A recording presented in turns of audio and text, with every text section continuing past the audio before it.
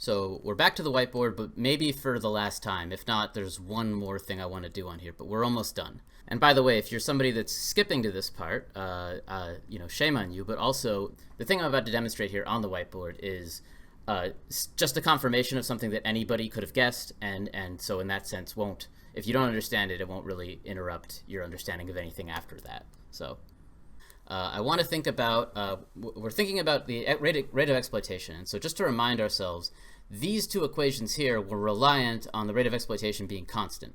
In particular, this one. There's really not really much you can write down that's clean that looks like this if the rate of exploitation is changing with time. If you have like an E prime that's not E, then you can't really write this down. We did have a version of this that can be written down, which is that if we have that E is changing, then really what we have is that D plus 1 is equal to E prime plus 1, the new E plus 1, over the old E plus 1, times K plus 1 over K prime plus 1 times G plus 1. So it's basically just the same thing, but you have this extra term that looks like the same term, but for the composition of capital. And so let's think about the significance of this. So so to what extent can an increasing rate of exploitation mitigate a tendency for the demand for labor to go negative? Can a rising rate of exploitation keep the demand from labor from falling? Well, there would be kind of two ways that it could do that. One is through the rate of accumulation, because remember that the rate of accumulation is A times pi, and pi by our evil equation is E over K plus 1. So if both E and K are changing, then an increasing rate of exploitation could serve to bolster this rate of profit and keep the rate of profit from falling too much, therefore keeping the rate of accumulation from falling too much, and then keeping this number from approaching what it would otherwise approach, which is 1, right? If the rate of profit is approaching 0, then G is approaching 0, and so this term right here is approaching 1, and that's important because I should probably write that up. If I subtract the 1 to the other side, I know that sounds like nothing, but what you have is kind of interesting.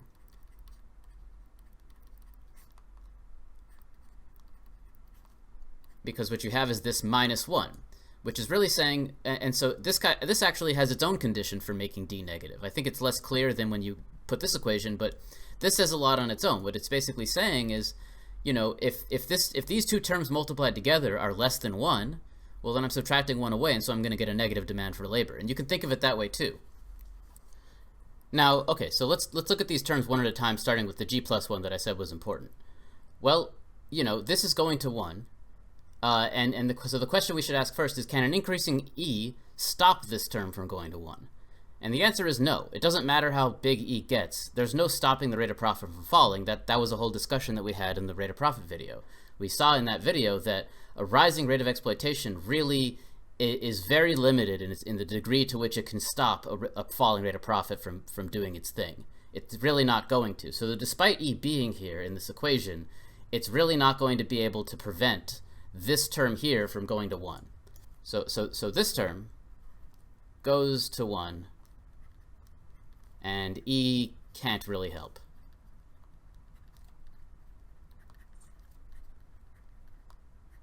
So E is very limited in the same way there. But this term, it really has nothing to do with E, obviously, but you can see in this term why an accelerating composition of capital is enough to make D negative, because if this is going to 1, with or without E, and K is accelerating, then the distance between the old K and the new K is widening. And if the distance between the old K and the new K is widening, then this ratio is getting smaller and smaller. And it's only when K is accelerating that this ratio is going to get smaller and smaller. If K is just increasing linearly, then the distance between the old K and the new K isn't really widening at all. And so this is basically always the same fraction. And so this isn't really going to be getting smaller. But if K is getting bigger, if K is getting bigger at a faster and faster rate, then this denominator is rapidly outpacing this numerator, and so you do get something that gets smaller and smaller, as close to 0 as you want it to get, and then eventually it's going to take this thing down with it and bring this whole thing down to being less than 1, and then D becomes negative. And so that's another reason to think of why an accelerating composition of capital is enough to make the demand for labor negative. Now, why am I telling you this? I'm telling you this because we have a very similar term down here with the rate of exploitation. So again, the rate of exploitation isn't going to do shit to this G+1 here. It's just not gonna help. However, this really actually shows that you actually can make the demand for labor. You can conceivably prevent the demand for labor from going negative with not a sufficiently large rate of exploitation, but a sufficiently fast growing rate of exploitation. So just like an accelerating composition of capital is always enough to bring this demand for labor negative, an accelerating rate of exploitation can be enough to prevent the demand for labor from going negative, and actually could be enough to make the demand for labor go positive or increase, I should say. So let me write that down. So if E is accelerating at a faster rate than K, then D can be offset. It looked for a second like we were about to have the same kind of conclusion about the demand for labor as we did for the rate of profit in that video, but it's actually different here. But it's also even more different than that. It's not just that an increasing E can help. An increasing E isn't going to help at all. But an accelerating E, and an E that it's accelerating at a faster rate than K, can offset the demand for labor.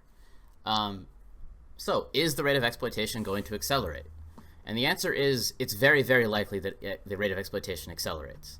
And it's interesting to think about why, because it really requires us to put everything together. And I'm just going to say it out loud because I'm really sick of thinking about this myself. But, we have that the capitalists are trying to boost the rate of exploitation. That's the point. That's their goal, right? The rate of exploitation was falling because the workers were gaining bargaining power, because the reserve army was draining relative to the active labor force. And they're going to go about that by implementing labor-saving technology. Well, what's the labor-saving technology do to the rate of profit? It lowers it, right? That was the whole point of the falling rate of profit video. And so in order to boost the rate of profit, they're doing something that's going to drop the rate of profit. And so unless the rate of exploitation accelerates, there's no way that it's actually going to fix the problem for them. They have to make this thing go up crazily fast, like crazy fast. It's got to accelerate in order to help out. And even then, it's going to help less and less. So in order to really recover the rate of profit, you've got to accelerate this thing. Now, will it accelerate based on what they're doing? Well, also yes, because when you are increasing the reserve army via firing some of the workforce, you're doing more than just increasing the size of the reserve army. You're also decreasing the size of the workforce. And so it's not just that the reserve army is growing. It's that the proportional difference between the size of the reserve army and the size of the active labor force is itself widening. That difference is widening. The reserve army gets bigger and bigger. The workforce itself gets smaller and smaller. And so that is going to have an accelerating effect on the rate of exploitation. So I'm not doing this mathematically. I'm making kind of like, the arguments I'm making are sort of hand-wavy, but like you see kind of that this all points in one direction. It's very likely that the rate of exploitation will accelerate as a result of all the processes we've talked about combined when you really try to put it together. And so as it accelerates, you're likely to get periods in which the demand for labor actually goes positive again. And so you're not going to see, the trends like in the models that we made, because the models we made assumed that the rate of exploitation was constant. But you are going to see an overall increase in the rate of exploitation. Basically, what's going to happen is you're going to get periods in which the demand for labor is positive and the reserve army is overall draining, even despite the technological changes. And then the capitalists are going to, at that point, have to ramp up the pace of the technological changes in order to fix the problem. And so what you get is this kind of back and forth in which the reserve army has periods of draining and then periods of inflating, but overall it is going to be inflating relative to the size of the working population. And because of that, the rate of exploitation does something like this. Let me draw it. Here's E. It starts to fall and then it spikes, and then it starts to fall and then it spikes, and then it starts to fall and then it spikes. I think this is kind of the picture to have of what the rate of exploitation is going to be doing. And the demand for labor is going to periodically go positive during these spikes. But that's not the important part. The important part is that this general trend is up. And the reason it has to be up is because if it wasn't up, then we would have never entered another one of these fall periods again. The whole reason that we enter one of these fall periods is because the capitalists overdo it, and they get an accelerating rate of exploitation. If it's accelerating, then it's going to exceed what it was before the previous time that they did this. So, if it doesn't accelerate, then you don't get this. Instead of getting this, you just get a straight line up, right? You either get a straight line up or you get something that looks more like this, but either way, it's going to go up. Now, I'm hand waving and I'm saying this quickly, but the reason I'm doing that is because none of this really matters at all. The capitalists get what they want either way. The capitalists don't care about the demand for labor, and the workers don't really particularly care about it either. They care about being able to eat. They care about the rate of exploitation. Both of these classes are concerned with the rate of exploitation. They're not concerned with the demand for labor. And so to say, that an accelerating rate of exploitation, which is likely to happen, might bring the demand for labor positive once in a while, well, what kind of consolation prize is that? A couple workers might get hired once in a while. So what?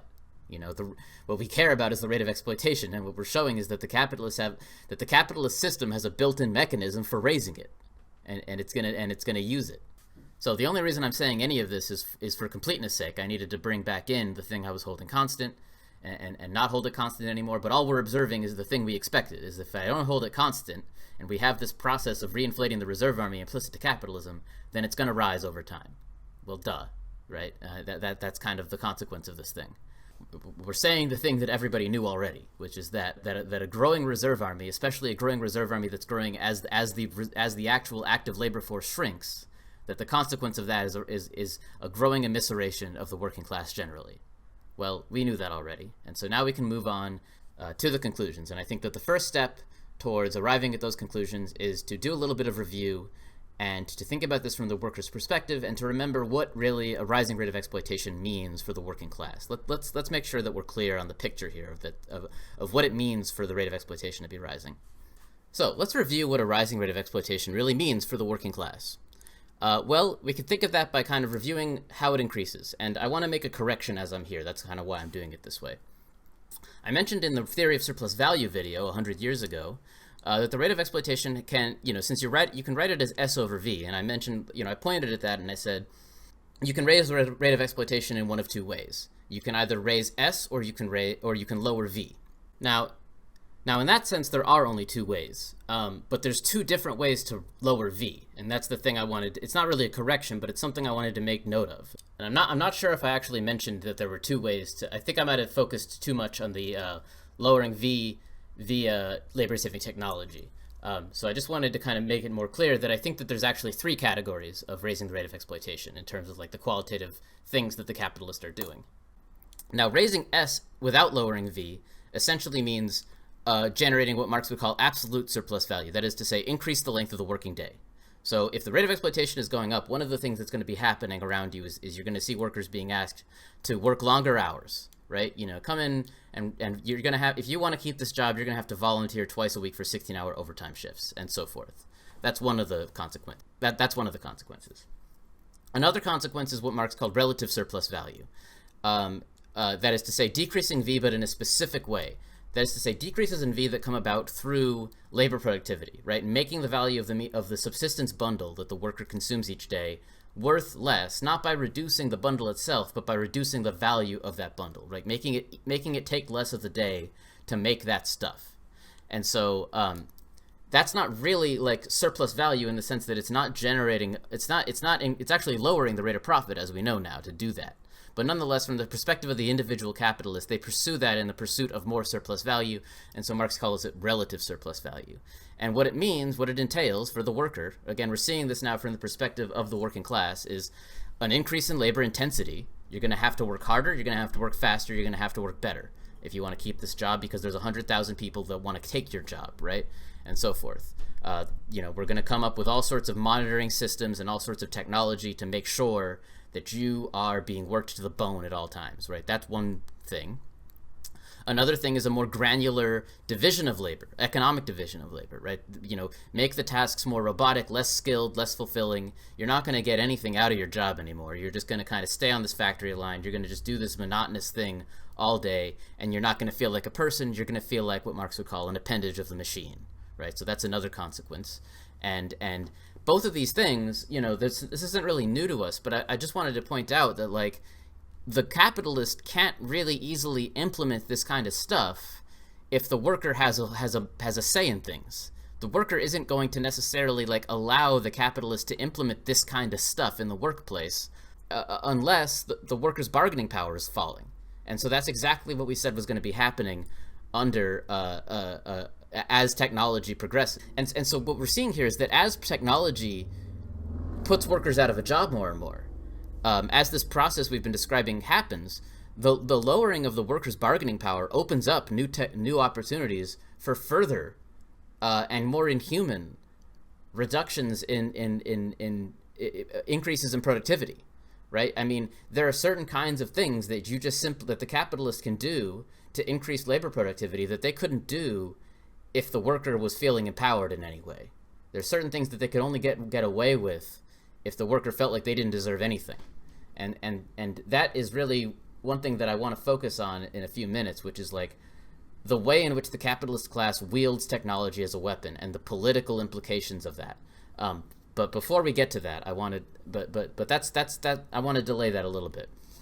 But then finally, the thing that I wanted to correct that I didn't note about how you can increase the rate of exploitation is, you can decrease the value of the means of subsistence through labor productivity. You can simply make the bundle itself worth less by making its value lower, or you can do something else. You can just simply tell the workers, well, this video game that you're buying once a month that's in your subsistence bundle, maybe you can just live without that. Maybe you can just get less out of this. Maybe instead of reducing the value of the means of subsistence, just make the means of subsistence a more meager bundle of goods, right? If you're doing that, then I think, I would call this accumulation by dispossession. I know David Harvey, that this is a term David Harvey created, and I think that he uses it to refer to like austerity politics for the most part, right? Like, less pensions, less things like that.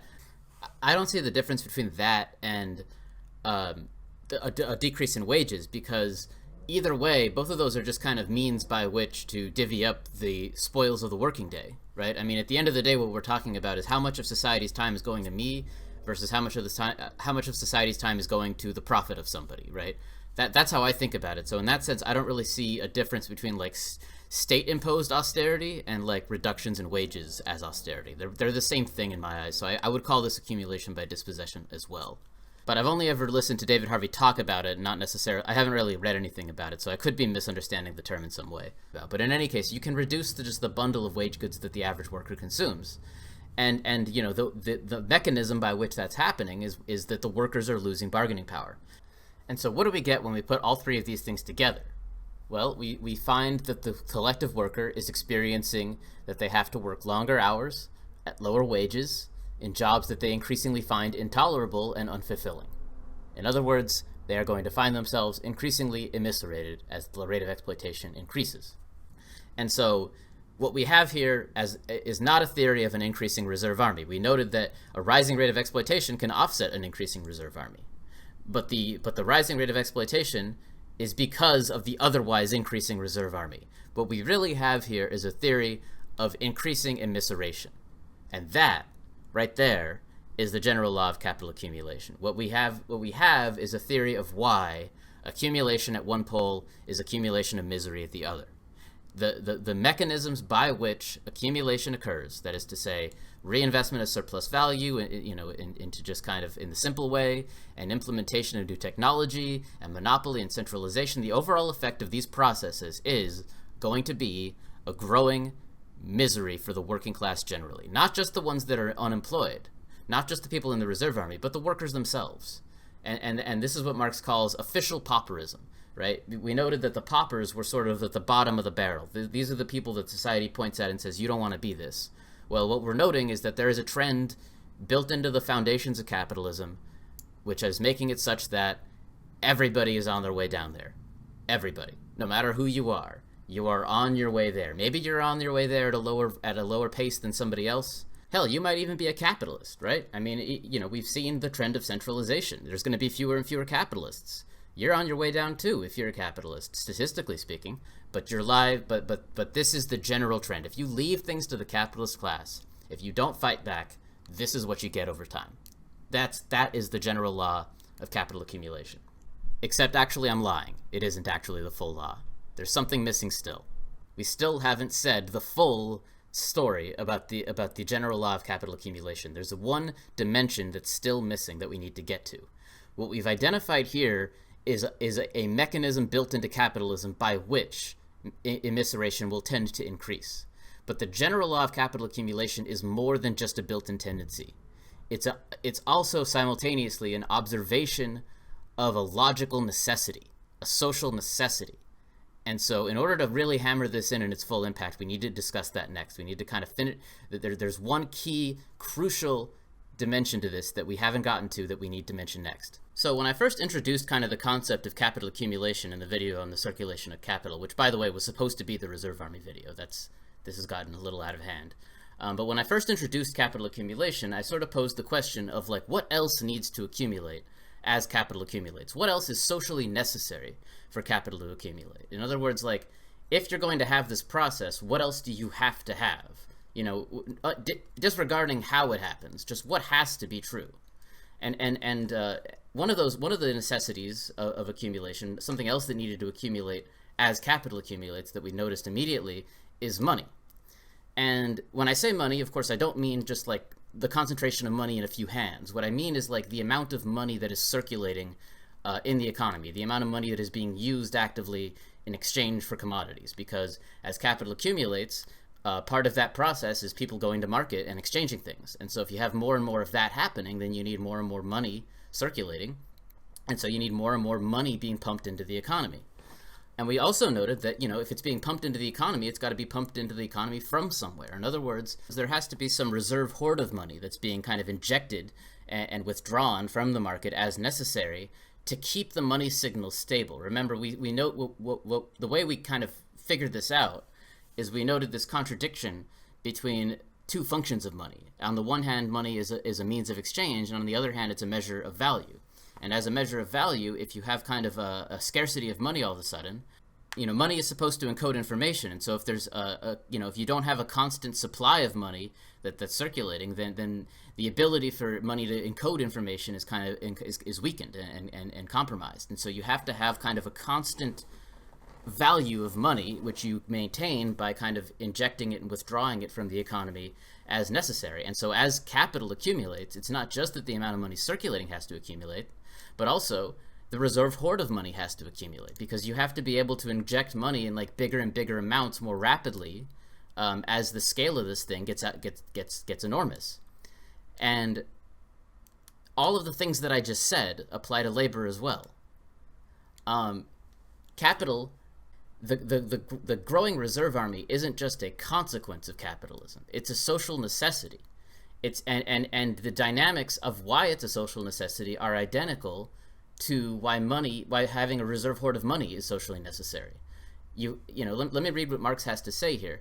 The mass of social wealth, overflowing with the advance of accumulation and transformable into additional capital, thrusts itself frantically into old branches of production whose market suddenly expands, or into newly formed branches such as railways, etc., the need for which grows out of the development of the old ones. In all such cases, there must be the possibility of throwing great masses of men suddenly on the decisive points without injury to the scale of production in other spheres.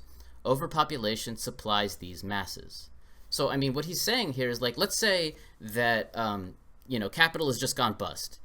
60% of all capitalists have gone out of business. I have most of their money. I'm one of the ones that kind of made out well during this thing. And so capital has like massively centralized around me. And I have this idea to mobilize it on a scale that's never been done before. On a scale that wasn't possible until this level of centralization of the capital up until this point. And so I say, sure, let's go for it. And so begins, some kind of railway, boom. Right? That's how capitalism works. But each time one of these new booms happen, it requires like a greater and greater and more rapid mobilization of labor. Like the scale of the mobilization of labor has to increase as capital accumulates. And we had, and just think about the problem that money has there. If this capitalist for this process has to take a whole bunch of money out of circulation, well, that's where the reserve hoard of money comes in, right? You had an accumulating reserve hoard of money. So this one capitalist doing this one crazy thing, it's not going to disrupt the money signal too much because there's a bank somewhere that's going to, make up for that. But what about labor?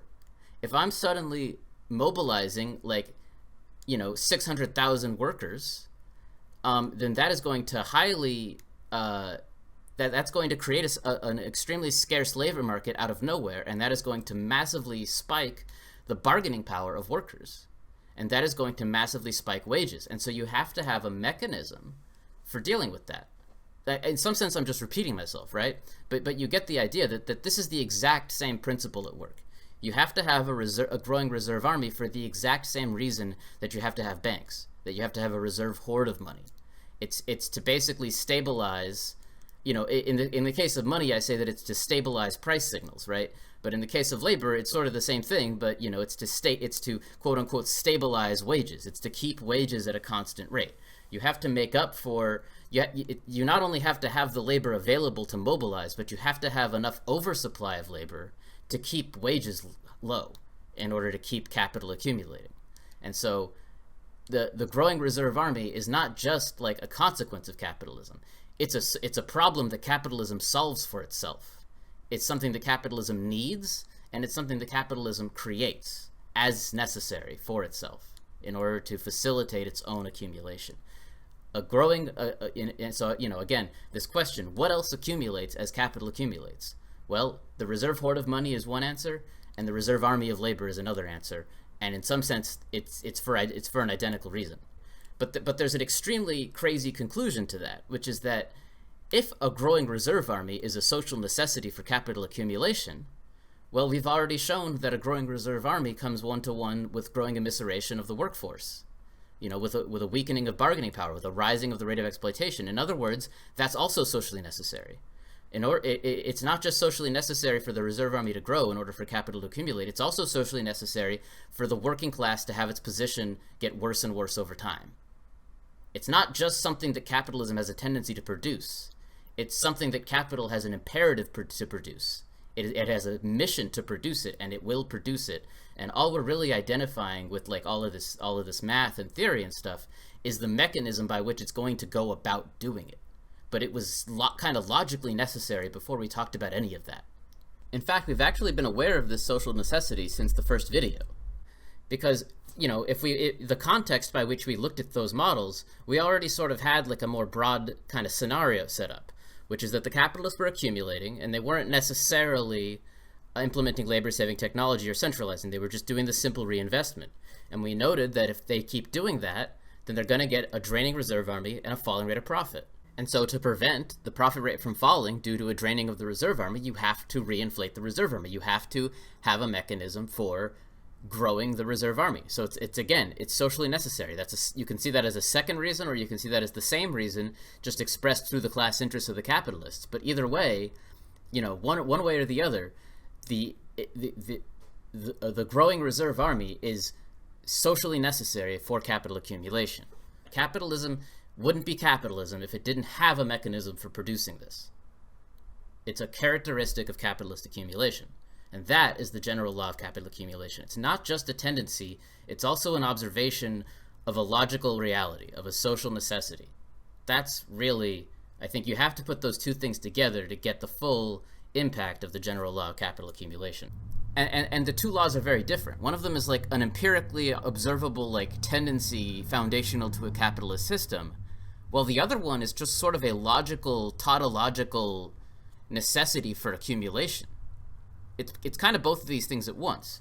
On the one hand, it's the observation of this built-in mechanism for regulating the size of the reserve army and for regulating its increase over time. It's the observation of this mechanism that's built into capital itself that we've been discussing.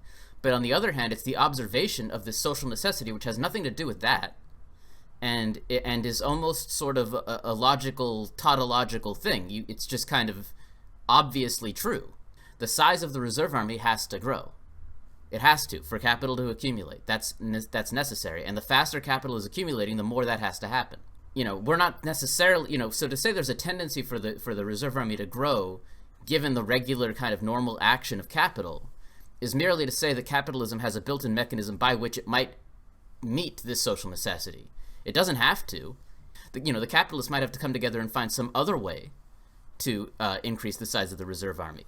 And so it's in that sense that the observation that the reserve army has to grow logically is separate from the mechanism by which the reserve army will tend to grow. But both of those together are what form the general law of capital accumulation. It's really two things. That's what I've concluded. And in order to and I think this tension between these two things is very observable in the paragraph in which Marx explicitly defines the general law of capital accumulation. So let me go ahead and read that. So here's Marx on the subject. So the greater the social wealth, the functioning capital, the extent and energy of its growth, and therefore also the absolute mass of the proletariat and the productiveness of its labor, the greater is the industrial reserve army. The same causes which develop the expansive power of capital develop also the labor power at its disposal. The relative mass of the industrial reserve army increases therefore with the potential energy of wealth. But the greater this reserve army in proportion to the active labor army, the greater is the mass of a consolidated surplus population, whose misery is in inverse ratio to its torment of labor. The more extensive finally the Lazarus layers of the working class and the industrial reserve army, the greater is official pauperism. This is the absolute general law of capitalist accumulation. Like all other laws, it is modified by its workings by many circumstances, the analysis of which do concern us here. We have already been analyzing many of them, and we will continue analyzing them as we go. So I've read this quote many times, and as far as I can tell, Marx is making four separate observations here, and then he's following those four observations that are those observations are completely separate from each other, by the way. And then he follows those four observations up by saying, this is the absolute general law of capitalist accumulation. Well, what is this, Marx? You just said four things. And so as far as I can tell, what Marx is really calling the absolute general law of capitalist accumulation is four separate observations taken as a unity. And so let's go through those four observations one at a time. So the first one is the first sentence. He says, the greater the social wealth, the functioning capital, the greater is the reserve army. So here he's noting the social necessity that we just noted, that an increasing reserve army is socially necessary for capital accumulation. You have to keep reinflating the reserve army to deal with the to mobilize greater and greater amounts of workers, and also to account for the drain of the reserve army due to simple accumulation. So that's the first observation. The second observation is the second sentence. He says that the same causes which develop the expansive power of capital develop the labor power at its disposal. So here he's noting the mechanism that we noted in the last few videos, the built-in mechanism to capitalism by which the reserve army might be inflated. So that's a separate observation. It's a second observation, and it's separate from the other one. These are two different laws as far as I can tell. One is a law, like a logical law, and the other one is a tendency of the system. Then he gets a little flowery, and I don't really count this next sentence as an observation. He says, the relative mass of the industrial reserve army increases therefore with the potential energy of wealth. Maybe I'm just not understanding what he's saying here, but I don't think he's adding any new observations here. He's just kind of consolidating previous observations. But then he does make a new observation. Here, next he says, but the greater this reserve army in proportion to the active labor army, the greater is the misery of the work of both groups. Both the reserve army and the working class. So here he's noting that he's making the observation that we made in the very first video when we first defined the reserve army, and we noted that the bigger the reserve army is, the more miserable the working class is going to be, because the higher the rate of exploitation is likely to be, because that has a direct bearing on the bargaining power of the workers. Marx is actually being a little more specific here than we've been about the relationship between the size of the reserve army and the rate of exploitation. I've just been saying that the bigger the reserve army is, the higher the rate of exploitation, but Marx is saying that it's actually the relative size of the reserve army relative to the active labor army. So basically, if the reserve army grows at the exact same rate as the active labor army, I think Marx is saying in that situation it's not really clear whether or not the rate of exploitation goes up. What he's pointing out is that it has to be kind of, one gets bigger while the other one gets smaller relative to it, right? It has to kind of be that, according to him. That's why he's saying in proportion to. I glazed over it because all of the mechanisms we've noted by which the reserve army can be increased, short of importing labor from another country, does do that kind of proportional difference. You're inflating the reserve army specifically by taking workers out of the active labor army, right? Whether you're creating more stagnant jobs or you're inventing labor-saving technology, both of those actually inflate the reserve army by deflating the active labor population, and so that will always come along with a higher rate of exploitation. But because of little details like that, I think that's why Marx is making this a third observation, and I do agree with him that this is a separate observation from the first two. So with this fourth observation, Marx is looking specifically at the reserve army and not at all at the working class. He basically says, finally, you have this stagnant part of the reserve army. That's basically the employed but miserable, and that has to grow. If the reserve army is growing, then the stagnant population is also growing. And, I've been calling, Marx calls them the stagnant population, the Lazarus layers here. I've been calling them like jobs that you've pauperized. And then there's finally the pauper population itself. And we noted that as long as the reserve army exists, you're going to have this pauper population because you're always going to have people in the reserve army falling out of it. And so you do get this increase in the pauper population. At the very least, if the reserve army growing is a social necessity for capitalism, then basically with these last two quotes, what he's saying is that it's as likely that the working class doesn't end up eviscerated as it is to get onto one of those balanced growth paths. That is to say, its probability, 0. That's observation number one. And then the final fourth observation is that it's absolutely certainly inevitable, but it's absolutely certainly inevitable that misery has to accumulate, because this pauper population is also going to accumulate because the pauper population grows proportionally to the size of the reserve army. So you're going to have an increasing mass of miserable people, no matter what. Absolutely, that is an absolute law. And I think that's why he follows this up by saying this is the absolute general law of capitalist accumulation. So it's really four separate observations. It's really the unity of four different observations that are completely disconnected in some sense, that are, if taken as a whole, the general law of capitalist accumulation. So there you have it. So there are some people that say you shouldn't see this as a law. You should see this as a tendency. And I disagree with those people because the tendency is only one of four parts of this law. The other four parts are observations that are mostly logical, right? And that's why I think, to just call this a tendency, to just look at those models we built and say, this is the general law of capitalist accumulation, that capitalist has a foundational tendency to produce this, I don't think that's doing these observations the justice that they deserve. It's more than just that. And the reason why it's more than just that is that now we are finally ready, to answer the question of what is the character of capital accumulation? What is capital accumulation really all about?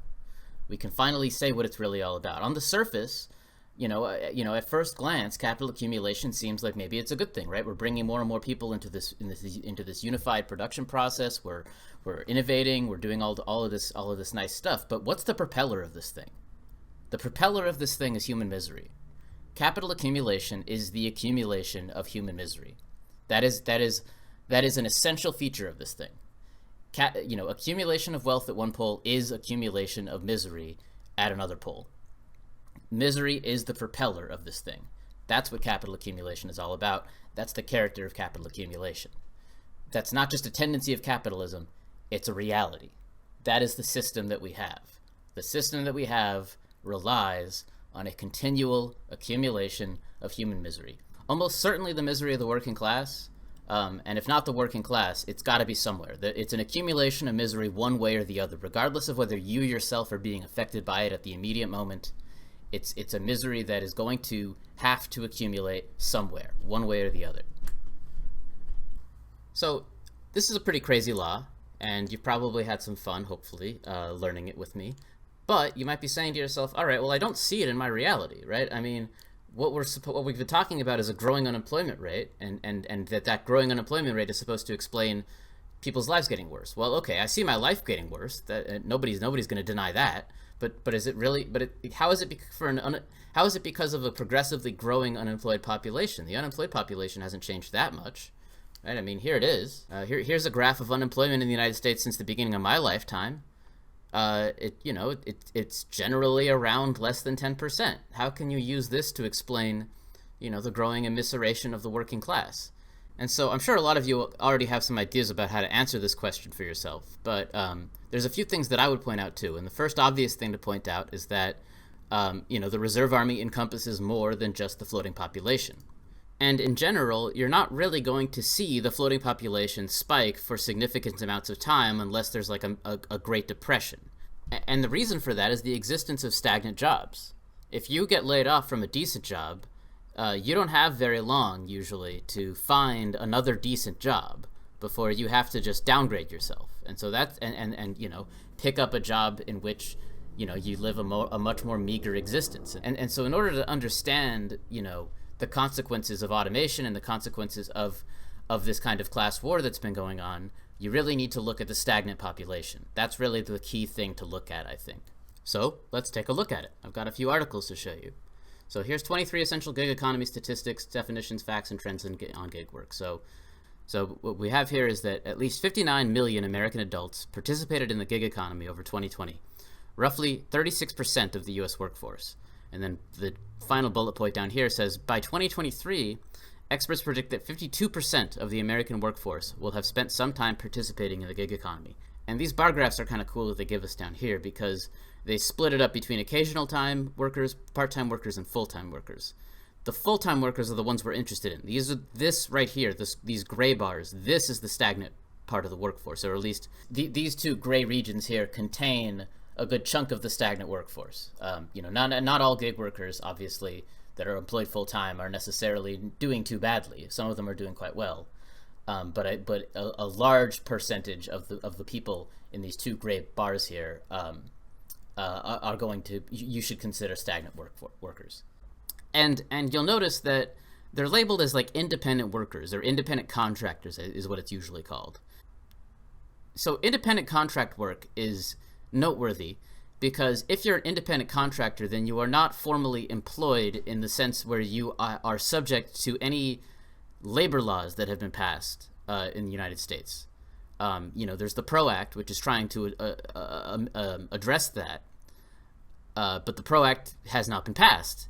And with, the capitalists securely in power as they are, why would you expect it to be passed anytime soon? That is a big, big thing to pass at this point. Way too big for me to expect passing it. I am not that optimistic. I don't know about you. I have nothing but contempt for our current political system and no expectations whatsoever of it. But anyway, there's a lot of interesting statistics here. This website seems kind of but nonetheless there's still some interesting numbers to see here. So 1, the number of companies that fully operate on gig work increased 554% between 2014 and 2018. A 500% increase in a 4-year period, and that's before coronavirus, by the way. Or at least, are in industries that wouldn't normally operate on gig work, because otherwise this statistic wouldn't be a thing.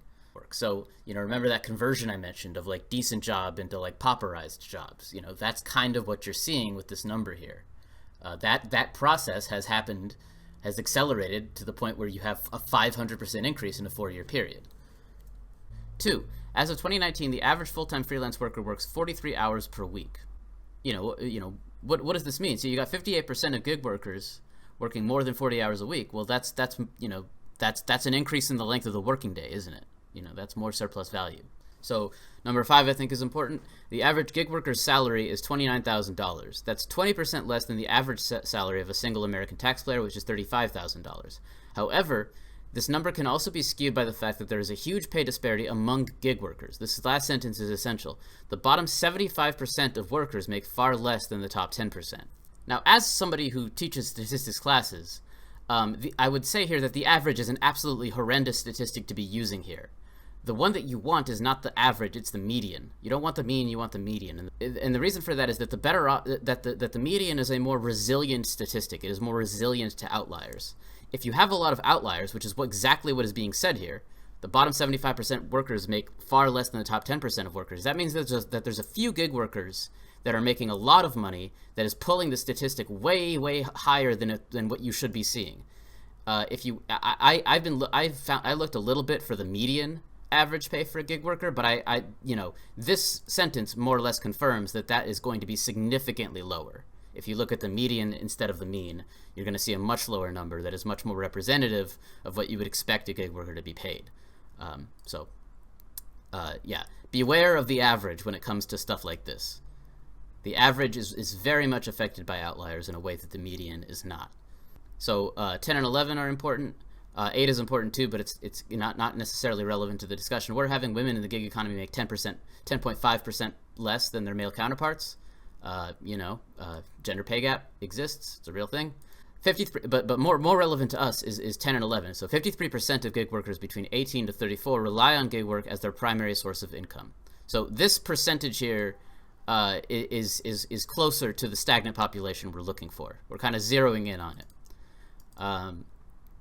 Only 16% of gig workers have access to retirement plans.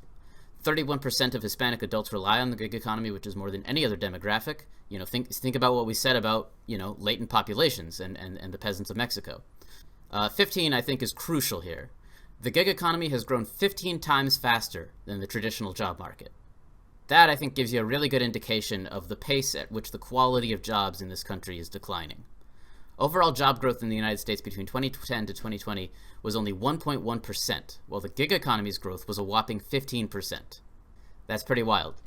And here's another really important one. 17. At least 48% of businesses hire freelancers, and this isn't surprising, as 90% of companies now see a mixed model based on gig work and remote work as crucial for a future competitive edge. At this point, I should tell you a story that's very important.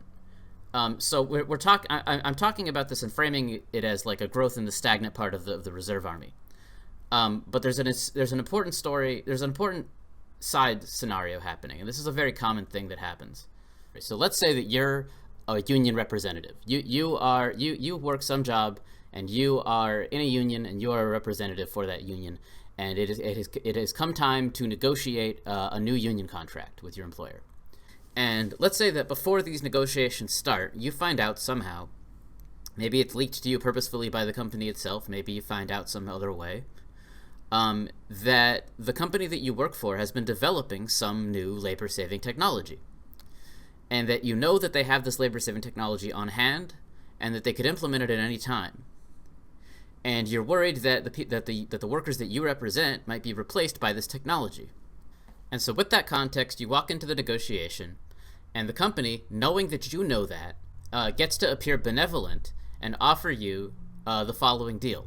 They'll basically say, your workers, the workers that you represent, can keep the benefits that they have, they can keep the wages that they have. But you have to agree to us introducing a two-tier system in which workers that come in after this date do not get the same benefits or wages as you.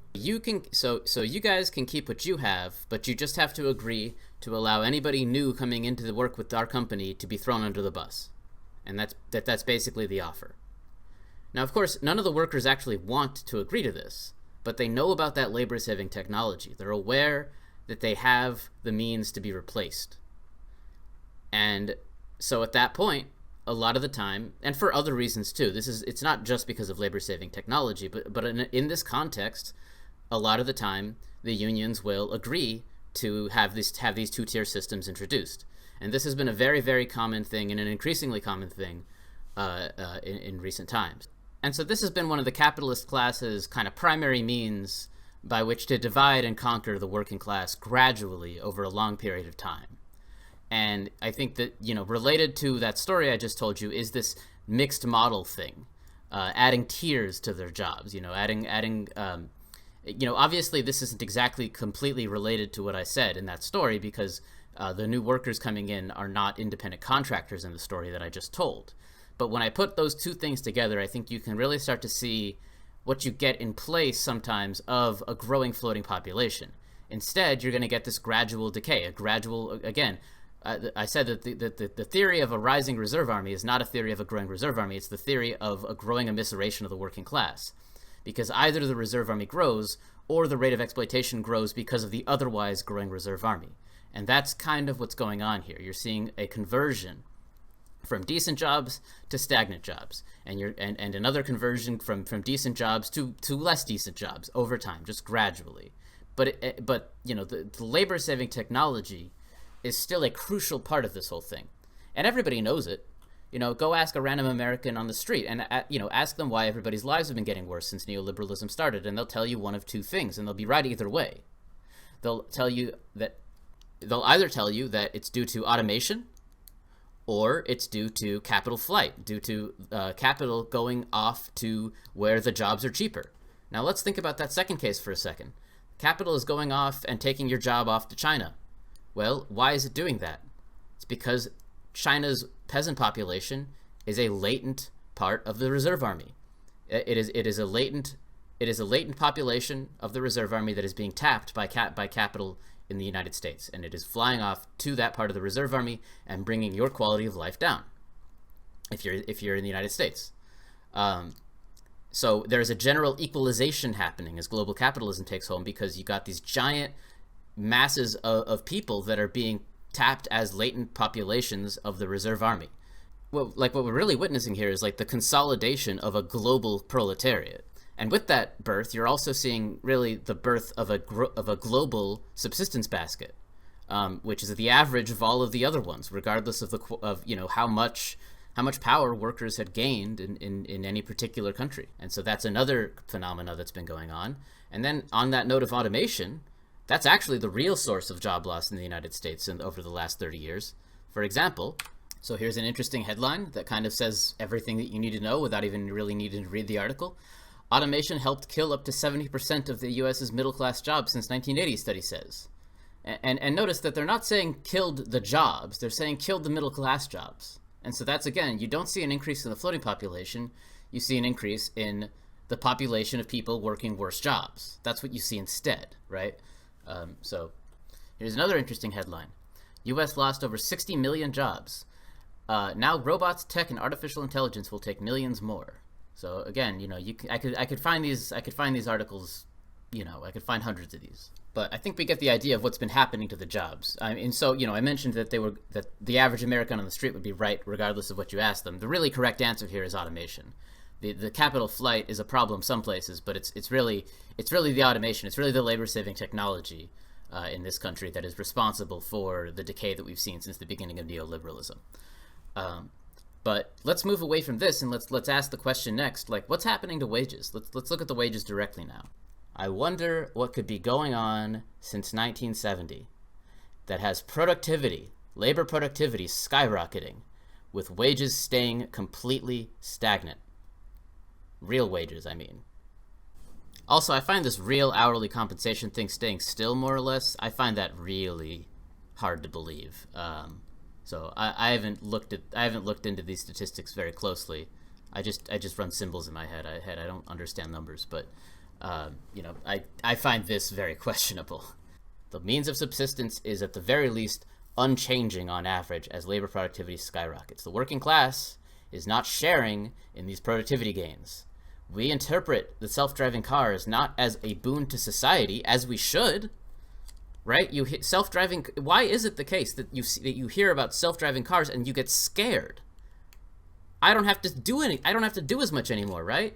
This is, I've automated everything, fully automated society. I don't have to work anymore, right? Well, yes, you do actually, because the technological gains aren't for you; they're for capital, and that's what you're seeing right here. You don't get to share in the technological gains. In fact, these technological gains are being wielded as a weapon against you. They are being wielded as a weapon of class warfare to make your life worse. And that's been happening very clearly, from any statistic that you might want to look at, since neoliberalism began. Now, we're going to talk later in a little bit about why this has just started to pick up again since 1970, right? Since neoliberalism. What happened, between 1945 and 1970? We're going to need to have a conversation about that to kind of reconcile what happened there with this theory of the reserve army. But I just wanted to stop and make it very clear that this theory of the reserve army, this general law of capital accumulation, is very much active. It's very much pertinent to our modern reality, no matter what country you're in. It can be applied in different ways too. Another way that you can use the general law of accumulation to kind of understand our world is to think about all of these economic miracles that you hear about in places like Brazil and Chile during neoliberalism. Think about like the economic miracle of Chile. That they're saying, that in terms of capital accumulation, Chile is going crazy. But ask somebody in Chile how the average person is doing. Because anybody who's talking to you about these economic miracles is certainly not talking about how the general population is doing. Because, again, that kind of accumulation can only be accompanied by an amassing of pure misery. And that's why I think you can use this to explain why these kinds of like developmental booms tend to be accompanied by military dictatorships. Because you have to keep this population of workers that is like maximally eviscerated, subdued under this process. A process of maximal capital accumulation. Whenever you hear about one of these economic miracles somewhere, you should be extremely skeptical about how that is benefiting the average person there, because an economic miracle like that in capitalism can only be accompanied by a seriously eviscerated population, and that's because of the extremely destabilizing effects that these rapid technological changes have on the workforce. When you implement giant technological changes, which is what's involved in modernizing a country, an underdeveloped country, that is going to be accompanied by mass layoffs, and that is a feature, not a bug, because you need those mass layoffs to supply a cheap labor force to do that kind of accumulation in the first place. It's what's needed, and capitalism needs it, and capitalism creates it. Just like the crises, these things are features; they're not bugs. So at this point, it should probably be pretty clear how central the composition of capital is to Marx's reasoning throughout a lot of this stuff. And the composition of capital is a slippery thing, and it's a controversial thing. And a lot of these arguments can actually be made without referencing it at all, with a little bit of extra work. But one thing that immediately just destroys a lot of the controversy surrounding the composition of capital, not all of it, but a lot of it, is the assumption that capitalism has a labor-saving bias to its technological growth. Again, it doesn't destroy all the controversy. The major controversy, in my opinion, is the raw materials controversy, and I want to do my own research on that a little bit still. But the labor-saving bias thing is something that I feel very strongly about, and I tried to make the argument for it in the rate of profit video. But now I think we can see it much more clearly, because we can now observe that it's taken on a very new character. Like, once you look at it in the context of this theory of the reserve army, it becomes clear that it's a means by which to maintain a maximally large reserve army. If the capitalist class needs to lower wages for the sake of capital accumulation, it implements a new technology, it inflates the reserve army, it brings down wages, and then it brings down wages to whatever it needs in order to facilitate that growth. So the technological changes in capitalism, the character of technology under capitalism technology becomes a lever by which to discipline and keep in line an increasingly eviscerated working class. You don't need to necessarily implement self-driving cars to even have this effect take place. If the workers are organizing and they're unionizing and they're becoming too powerful, all you got to do is threaten them with this stuff. Just say, hey, I got this thing that can make you guys worthless. I mean, I can put this in place right now if you want. They'll research this labor-saving technology, and then they'll keep it on hand as a threat to the workers to ensure that they don't organize. This actually happened in Britain, in the Victorian era Britain. There was tons of technology in Britain that the capitalists just weren't implementing. And the reason that they weren't implementing it is because they didn't need to. The workers were already fully eviscerated. Victorian era England, we've mentioned, had a pretty much maximal rate of exploitation at all times. If the value of bread went up for some reason, all capitalists would have to immediately pay their workers more wages, because otherwise the entire workforce would starve to death. It was that bad. And so in that case, there's no reason to implement new technologies. Whereas the United States had much higher wages, because workers could just kind of, if they weren't happy with their treatment, they could just go start a farm somewhere, off in the frontier. And because of that, it was really the United States where you were getting the major technological changes for a certain period of time. And that's because the technological change only comes into effect in capitalism when the capitalists need to subdue the working class and to inflate the workforce and to inflate the labor market, so by their own words. Also, I should point out that, this is also why I don't think competition is as big of a driver for capitalism's dynamism than people think it is. Because I justified the implementation of labor-saving technology via capitalist competition and sort of a mentality of, if I don't do it, somebody else will, so I have to. Well, that's definitely part of it, but this is also definitely part of it. Capitalists are not just implementing labor-saving technology to save on costs and to compete with each other. They're doing it to wage war on the working class. They're doing it to keep their underlings in line. And so, there's a couple of other reasons why the composition of capital is controversial besides this. But this specific part of the debate that's over whether technological development actually has a labor-saving bias under capitalism. I mean, are you joking? Of course it does. What are you talking about? How is this even a question? Is kind of how I see it. They needed that, when they need a bigger labor market, when they need lower wages, they'll implement some new technology, and they'll do that to keep the workers in check. I think this is really important because when you think about the forces of production, and you think about this kind of Marxist notion that, we need to take the technologies created by capitalism and use those technologies to create socialism, we really are going to have to think very carefully about like what kinds of technologies capitalism has produced for us that are worth keeping and which ones need to be changed. We need to really think hard about like how the technology is being used and how we want to use it, because we don't want to just keep it in use in the way that it's currently being used. We want to change it. The technology is supplied by capitalism, but if we don't change the character of it, then we're not really going to escape capitalism. We have to change the character of technology. We need to seize it for ourselves. And when I say seize it, I don't mean simply seize control over it and use it as it is. I mean seize it and change the character of it to something that will benefit the working class, not something that will hinder it. And that doesn't mean becoming a primitivist and saying, all technology is evil and capitalist and must be destroyed. Like, there's honestly nothing that gets more grating to me than that idea.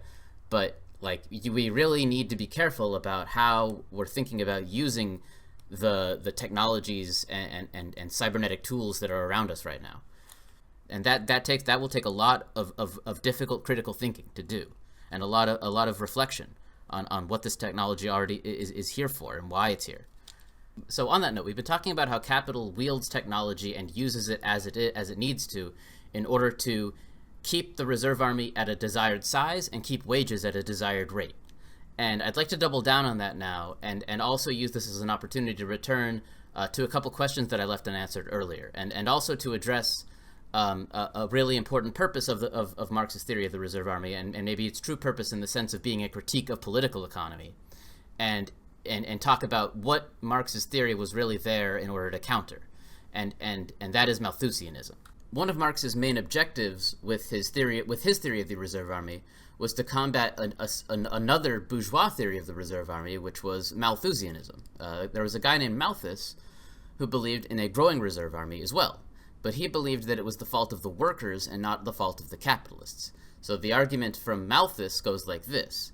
They believed that workers would basically demand higher wages, and then they would use those higher wages to reproduce in greater numbers until finally exceeding what could be accommodated by social production, thus leading to kind of bad times for the workers. The workers would breed like rabbits, and then it's a shame that they're starving now, but that's just what you have to let happen, right? It's their fault for being too greedy and demanding too many wages and having too many kids. It's not the capitalist's fault. The capitalists, all they can do is watch solemnly, and as a portion of the working class starves to death, and then things kind of go back to something that is nice, and then society can go back to prospering just as soon as this overpopulation of the working class just dies. So that's the extremely messed up argument of Malthus, that his theory of the reserve army. And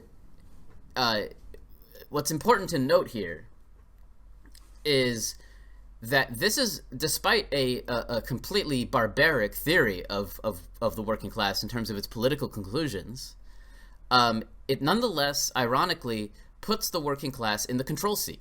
They're the ones controlling the supply and demand of their labor power, and therefore also their wages. They're the ones going and demanding higher wages. They're the ones that are overbreeding. They're the ones that are creating all of these problems. In other words, despite the working class being the victim here, we're also blaming the victim. We're saying that the victim is the one that caused these problems. And that's kind of the great irony, I think, of bourgeois economics generally. The agency is placed in the hands of the workers, and so that they can be blamed for everything bad that happens. So this is kind of what Marx was going up against at the time. And so Marx's theory of the reserve army, we should contrast with this by noting that it completely reverses the agency here. The workers have nothing to do with the reserve army in Marx's theory. The capitalists are the ones making the decisions. The capitalists are the ones deciding what technologies to implement and what technologies to not implement. They're the ones in the driver's seat here, not the workers. The working population is going to increase naturally, provided you're giving them enough food not to starve to death, right? Marx isn't necessarily denying that the reserve army might inflate or deflate for reasons other than technological change. What he's trying to point out is that this technological theory of the reserve army has like orders of magnitude of a greater effect on the reserve army than any of the other exogenous changes that might occur. His claim is that basically this is like the biggest influence, like much bigger than anything else. And his proof of this claim is very convincing. His historical proof of this claim, that the technology aspect of this is just by far the biggest aspect of this, is Ireland. So he brings up the Irish potato famine, which is something that occurred during Marx's lifetime. The revolutions of 1848, which Marx participated in, which led to his exile to Britain in the first place, were the culmination of the so-called Hungry Forties, which the potato famine was one of the major causes of, which it was a very hungry time for people just all over Europe, not just in Ireland. But needless to say, during this time period, there was mass depopulation of Ireland. One because of just deaths due to starvation, but then also a lot of people just leaving Ireland and going to the Americas. And so, according to a Malthusian framework for this, we would expect to see a draining of the reserve army and a rise in wages because the supply of labor is dwindling. Workers are dying and leaving. And so we would expect to see a rise in wages and a rise in the quality of life for able-bodied laborers. If you were a Malthusian, that's what you would believe. And what Marx notes is that that's not what we see at all, because something else was going on at the same time as the Irish potato famine, and that was an agricultural revolution. And in addition to that technological agricultural revolution, you also have that the Irish potato famine disproportionately affects the poor and not the rich. And so what it also leads to is massive centralization of agriculture at the same time that this technological revolution in agriculture is happening. And so what you saw along with the Irish potato famine was a massive spike in the composition of capital. And that led to just a mass increase in the reserve army. And so the reserve army actually inflated during the Irish potato famine. It didn't deflate at all. The kind of ingenious point Marx is making here, I think, is that you have this mass famine that is depopulating. But even in the face of this mass famine that is depopulating the reserve army, and that effect, to the extent that that's happening, that is raising the bargaining power of labor.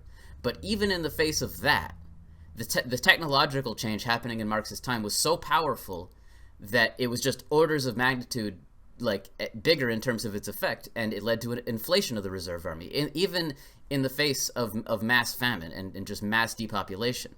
And so, if the Irish potato famine can't produce a sufficient population loss to deflate the reserve army in the face of technological changes, then the idea that natural population growth, the idea that the laboring population breeding like rabbits is sufficient to inflate the reserve army in the face of technological change, well, that just becomes laughable at that point, doesn't it? And so that's the point Marx is making, which is that, Malthus, you're making these observations about what the working class is doing, and what the working class is doing is affecting wages, but you're looking at like a tiny pebble compared to a giant rock, right? You're looking at something completely tiny compared to what's actually causing these issues, because you don't want to face, the real problem. It's kind of funny that Marx notes that a lot of the landlords in Ireland at this time continued to insist, despite the growing reserve army, that the problem was still population being too high, and that that things were like this because just simply not enough Irish people had left yet and went to the Americas. They were just like, no, maybe another 500,000 people, maybe if another 500,000 people left, things would get better. They just continued to insist that not enough people had died yet or left. Because their material interests incentivize them to have that belief, right? This kind of all comes back to what we said in the first video about ideology. And so what he's saying is other exogenous factors can affect wages and affect the reserve army. But, capital is in the driver's seat here, not laborers, capital. Capital, it's a capitalist system. You have capitalists in charge. The capitalists are making the decisions. The people who's having the biggest effect on the state of labor is not laborers in a system where capitalists control things. It's the capitalists. And so Marx is taking this agency and putting it back. He's saying, own up to this stuff. Own up to the fact that you're the one in charge, you're the one making the decisions, and you're the one causing the primary effect here, not the workers. You are. You're the ones in charge. You should expect to have the biggest effect. That's what Marx is saying with all of this. Or that's one of the things that Marx is saying with all of this. And just as an aside that I thought to make as I reviewed this, I think that this dialogue that Marx is having with Malthus here is the big example, I think, of the kind of economics that we should be doing for ourselves. So this is a clear example of, you have a bourgeois economic theory and a working class economic theory, and you can make the argument or whatever that Marx is not trying to create his own political economy, but like I don't really care about that argument. I don't know about that argument, but what I would say out loud is that, like, we should be striving to do the same kinds of things that Marx is here with Malthus. We should be reading the economists that we think we're going to hate, and we should be dialoguing with them and creating for ourselves counter arguments, and counter theories. And if you don't want to look at that as producing your own economic theory, then whatever, who cares? But this is the kind of thing that we should be trying to do today, I think. And it also points out the general kind of thing that we should be trying to do specifically when we engage with these kind of bourgeois economists. Because what Marx is really doing with this argument, and what he's really doing pretty much with all of his arguments in Capital, is he's taking basically like the subject and flipping it around. In most bourgeois economic theories, humanity, are the subject, and the economy is the object. The economy is the acted upon, and humanity are the actors. And the consequence of this is that nothing is systemic, and everything that goes wrong is just our fault, and all we can really do is feel bad about it. And so what Marx is doing when he flips it around, when he says, no, actually capital is the subject. Capital itself, the system itself, is the thing that's acting upon humanity. That is kind of the primary direction of the feedback loop. It's not that of course humans have an effect on the economy. Humans are the subject in some sense, but their effect on the economy is really a lot less pronounced than the economy's effect on people. The system produces outcomes, and that's what Marx is really pointing out here. And the way he's going about that is he's flipping the subject-object dialectic around. He's making capital the subject, and he's making humanity the object. And that's what we should be trying to do as well. We should be flipping around any kind of we should be flipping around the arguments made by these bourgeois economists, in the sense that we point out that these problems are systemic. They're not caused by people's bad decisions, and there's nothing you can do about it. There are things you can do about it. You can change the system. That's the game we should be playing. And so in the explanation I just gave, when I said, no, it's actually capitalists making the decisions and capitalists that are producing the reserve army, I sort of misspoke there. I shouldn't be saying capitalists are doing it. I should be saying capital is doing it. The system itself is doing it. It's not the actions of anybody. It's the inductive processes of an incentive structure built into a system of organization. That's really what's causing it. And we're going to talk about capital as an actor and the implications of that, and the extent to which capital is like a cognitive entity at the end of the series. But yeah. And so I want to return to this quote, and a couple of other quotes too. We made kind of a similar argument in the case of simple accumulation when we kind of read off this quote about the kind of ups and downs of wages as a result of simple accumulation. So I think we stopped right here-ish, but I actually don't want to read the whole rest of it. I think I want to start the quote up again down here. This is, I think, the most important sentence to read. To put it mathematically, the rate of accumulation is the independent, not the dependent variable. The rate of wages, the dependent, not the independent variable. Thus, when the industrial cycle is in the phase of crisis, a general fall in the price of commodities is expressed as a rise in the value of money, and in the phase of prosperity, a general rise in the price of commodities as a fall in the value of money. So you can see there that Marx is very much trying to kind of put the responsibility for what's going on here in the lap of capital. He's saying capital is the independent variable. The independent variable mathematically is the x-axis, right? It's the thing that you kind of think about plugging numbers in for, and then seeing the other thing as the output, right? Marx is saying, no, yeah, capital is the input, wages are the output. It's not the other way around, like the capitalists are pretending that it is. And then he goes on. So he writes this in the case of just thinking about simple accumulation. But then when he formulates the theory of the growing reserve army in response to technological change, he kind of goes even further than this. He says this, and this is one of the better quotes in the book, I think. Capital works on both sides at the same time. If its accumulation on the one hand increases the demand for labor, it increases on the other the supply of laborers by the setting free of them, whilst at the same time the pressure of the unemployed compels those that are employed to furnish more labor, and therefore makes the supply of labor, to a certain extent, independent of the supply of laborers. The action of the law of supply and demand of labor on this basis completes the despotism of capital. As soon, therefore, as the laborers learn the secret, how it comes to pass that in the same measure as they work more, as they produce more wealth for others, and as the productive power of their labor increases, So, in the same measure, even their function as a means of the self-expansion of capital becomes more and more precarious to them, as soon as they discover that the degree of intensity of the competition among themselves depends wholly on the pressure of the relative surplus population, as soon as, by trade unions, etc., they try to organize a regular cooperation between employed and unemployed in order to destroy or to weaken the ruinous effect of this natural law of capitalist production on their class.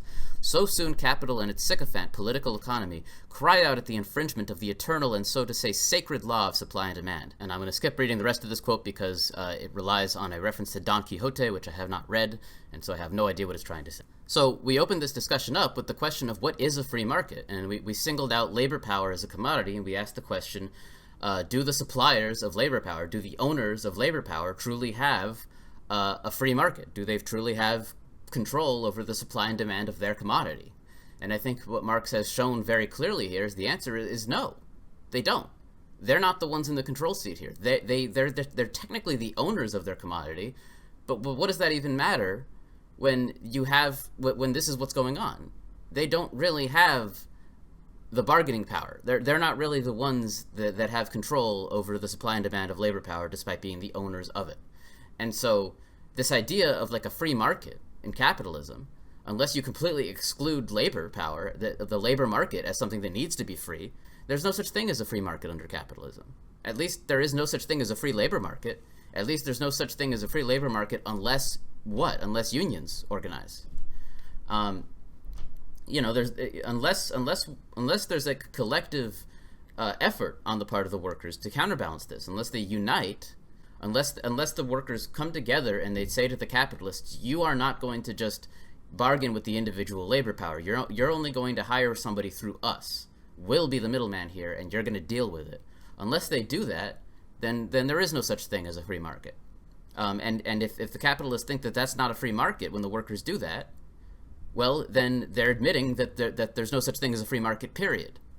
And so their whole notion of this free market capitalism is just nonsense. That's kind of Marx's point with this. The importance of unions, I think a lot of socialists even believe that the importance of a union is for like a group of workers that work together to come together and collectively bargain for like, themselves to get a better quality of life for, your union at your workplace. But that's certainly part of the point. You should be trying to do that. But you should also be aspiring to something bigger than that. Like what you should see yourself as doing when you form a union and like aspiring towards is you're putting a blockade between the capitalists and the labor market, and you're saying and you're asserting as a class control of your commodity over in general. You're asserting control over the labor market. What the union movement is it's workers asserting control of the labor market generally. And you're saying you're not just going to exploit this population. You're not going to exploit this mass of laborers. You're going to hire them at like a set standard of quality of life, or we're going to go on strike, right? You're saying that you can't just exploit this reserve army without going through us first. The idea behind a union, at least as a force within capitalism, as opposed to a force trying to transcend capitalism, which is another purpose of unions, but within capitalism itself, the idea behind the union is for workers to assert control over their commodity in the way that a capitalist would normally have control over their commodity. It's a way for the producers to assert monopoly control over their product. That's what the union is. So in the interest of kind of bringing this thing to a close and putting everything together, let's quickly run through a crisis cycle. And kind of put together in general all the general things that we can say. Now, it's very hard to talk about a crisis like in the abstract because all crises are very, very different from each other, and all crises in some sense serve very different purposes, as we're going to mention. But there's nonetheless some basic things that we can assume are going to be characteristic of all crises, and so I just want to run through those things and kind of see what we can see from those things, because this is kind of something that I think because I think this is kind of a story that most Marxists kind of walk away with in their heads. We'll have to evaluate why this story isn't what history actually showed us, but nonetheless, let's kind of run through it. We're going to start at the crisis itself. We're going to start at the moment when the crisis is happening. And so, who knows what the nature of the crisis is? Maybe it's a pandemic, maybe it's a financial crisis, who knows what it is. But there's a few things that I think we can expect to happen, no matter what the kind of nature of the crisis is. One is mass layoffs. Two is what you get from the mass layoffs, which is a rising rate of exploitation. Another thing you're going to get is a general crash in the average rate of profit, or the overall rate of profit, whichever you prefer. And I should mention that this applies to most capitalists, but not all capitalists. For some rate, like with any crisis, capital centralizing is equivalent to saying that for some capitalists, the rate of profit spikes. So whenever you have like a fall in the average rate of profit, there's always some capitalists that are witnessing the exact opposite trend, where their rate of profit jumps up. But nonetheless, this fall in the average rate of profit is going to inevitably lead to mass bankruptcy for most capitalists. That's kind of why you get the mass layoffs. And the consequence of all of that stuff is a massive centralization of capital, right? The big fish eat the smaller fish, and the process of monopoly lurches forward. You end up with a smaller population of capitalists, but that smaller population of capitalists is much more powerful, and you have paired with that kind of a higher rate of exploitation and an inflated reserve army. So that's where we're at. So again, wages have plummeted, reserve armies ballooned, the rate of exploitation skyrocketed. Those who still have jobs are desperate to keep them, and they might even be willing to work under harsher conditions. Those who don't are desperate to be offered anything for their survival. So, what's the consequence of all of this? Well, we know what the consequence of all of this is, right? The rate of profit has crashed, but, if the rate of exploitation is skyrocketing, then eventually a boom is going to be inevitable again, right? So that rising rate of exploitation, even if it's just temporary, is going to eventually incentivize some new hires and some new projects. And you might be saying, well, wait a minute, I thought you said that the rate of exploitation can't really bring the rate of profit back up significantly. And you're right. But, since we're in the middle of a crash, it's not just that the rate of exploitation is increasing. It's also that the rate of exploitation is accelerating. And we showed that an accelerating rate of exploitation is enough to offset a falling demand for labor. So in spite of a shrinking rate of profit, it's still inevitable in the midst of this crash that you're going to get a wave of new hires. And you can see that as a boom, even if the rate of profit hasn't quite reached the point that it reached before. And so we're at the tail end of the crash at this point. And big changes are kind of about to be implemented. So we concluded at the end of the reproduction schema videos that these crises are a feature and not a bug, because one of the essential purposes that they serve is that a large sum of capital is always destroyed in these crises in order to reset outputs from departments down to something down or up to something better approximating balanced growth. But what I wanted to note here is kind of a second purpose for these crises that's kind of a general purpose, which is that it's really here with these crises that the big technological and organizational changes to the economy are made. This is like the moment when, like, as I put in the title here, capitalism gets a software update. So let's think about the various reasons why it's all going to happen sort of at once. Like, we mentioned that technological change happens in fits and starts. Well, this is the fit and the start. It's this tail end of a crash, and so there's three reasons why that is. I'm actually going to start with reason 3 here, because this is basically a knock-on effect of that destruction of capital that I just mentioned. When a big mass of capital is destroyed in order to reset the system to something approximating balanced growth, that sort of clears the way for new ventures. I have a quote from Marx here, which is, the additional capitals formed in the normal course of accumulation serve particularly as vehicles for the exploitation of new inventions and discoveries, and industrial improvements in general. But in time, the old capital also reaches the moment of renewal from top to toe, when it sheds its skin and is reborn like the others in a perfected technical form, in which a smaller quantity of labor will suffice to set in motion a larger quantity of machinery and raw materials. So I really like that imagery of the wording of, like, when it sheds its skin and is reborn, right? Like, it's almost like a snake kind of leaving its old dead skin and kind of coming into a new form. I kind of think of that as, like, what's going on here with capitalism, like implementing all of this new stuff. So this is sometimes referred to as, like, creative destruction, where, you've cleared the way for new ventures that are kind of bigger and more modern than the old ones by doing that destruction of capital. So it sort of clears the way in that sense. So that's number one. Number two, I guess, number one is number 3. Number 2 is number 1 here, the centralization of capital. This is kind of, this can't be really emphasized enough. Again, to quote Marx, accumulation, the gradual increase of capital by reproduction as it passes from the circular to the spiral form, is clearly a very slow procedure compared with centralization, which has only to change the quantitative groupings of constituent parts of social capital. And this is the important part. The world would still be without railways if it had to wait until accumulation had got a few individual capitals far enough to be adequate for the construction of a railway. This is the exact situation I mentioned in the last slide when I was talking about centralization is completed and now it's time to mobilize a giant mass of labor. Well, the centralization of capital, this is really where you get these big moments when the scale of social organization can be really ramped up to the next stage. To the stage when maybe you can do something like build railways, right?